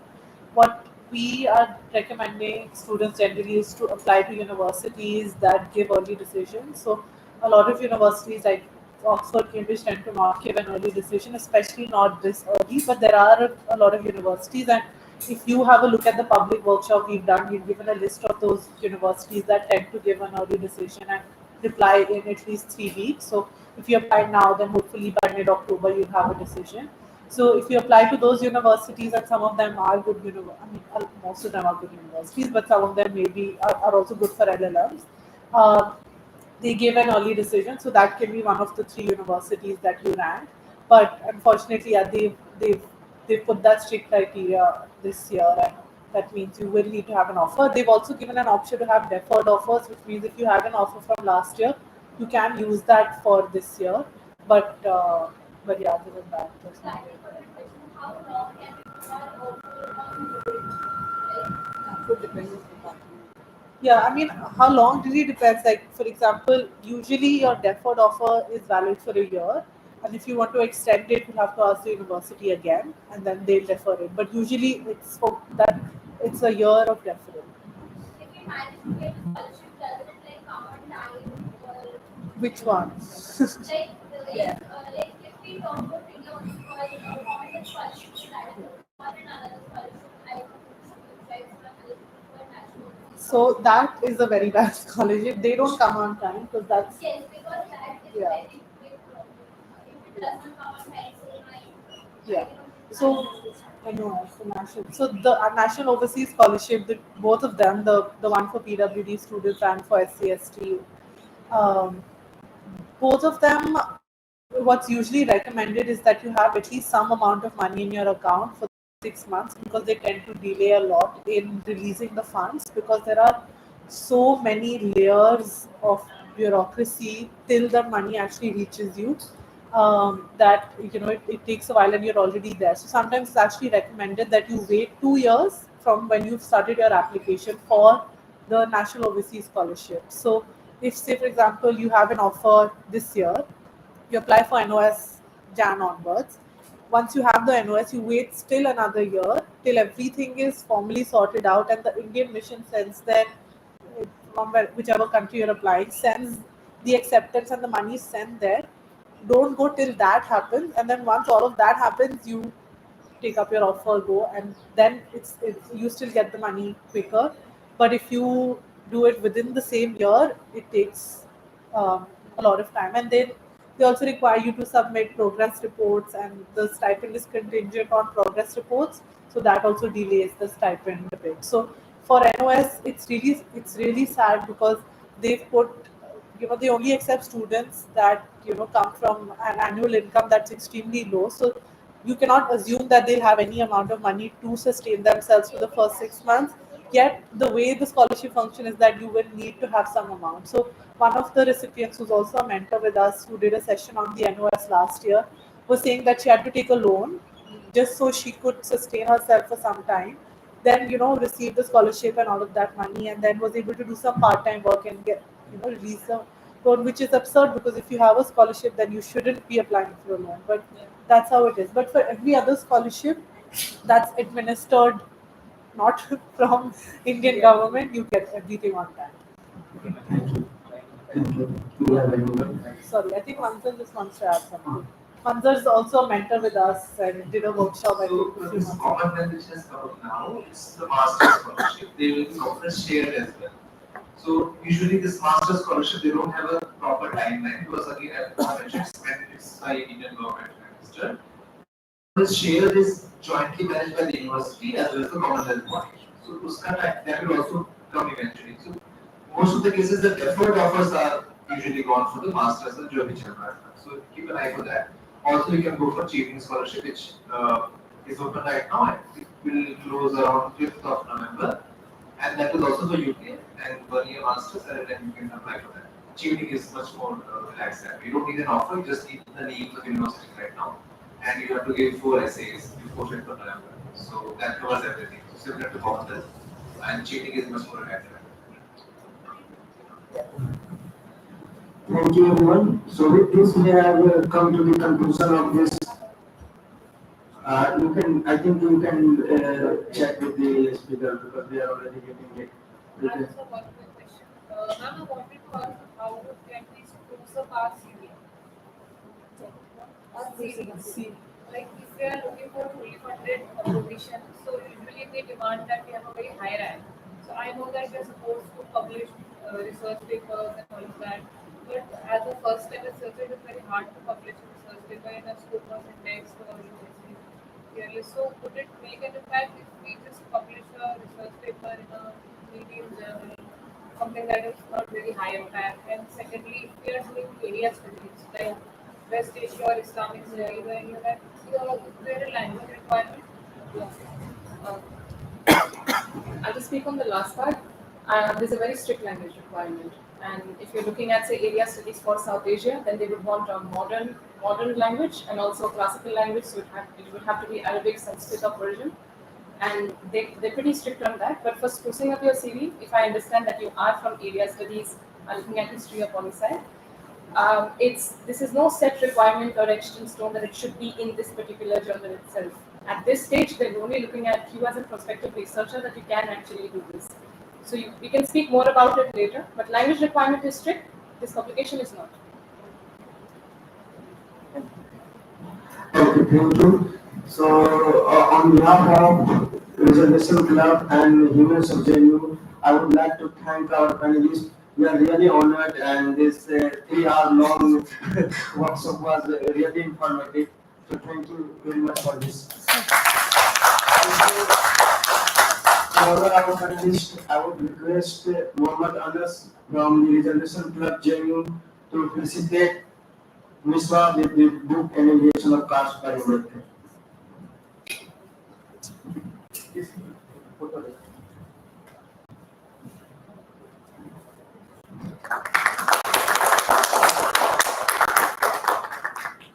I would request Mohammed Sidhu to felicitate Sumaira.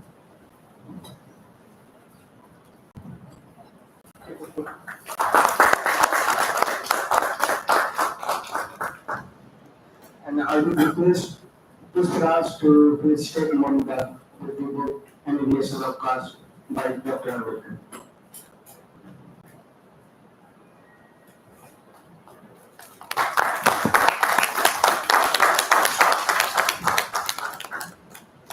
Thank you everyone for being patient and listening to us. The overwhelming response shows us that we should have more such sessions in future. I would recommend that we can have a session on how to get published. That's something missing in our academic endeavor in JNU, especially in JNU. So I would request such sessions. At least come forward for a good photo. Then we will obviously end this program. Thank you everyone. Thank you.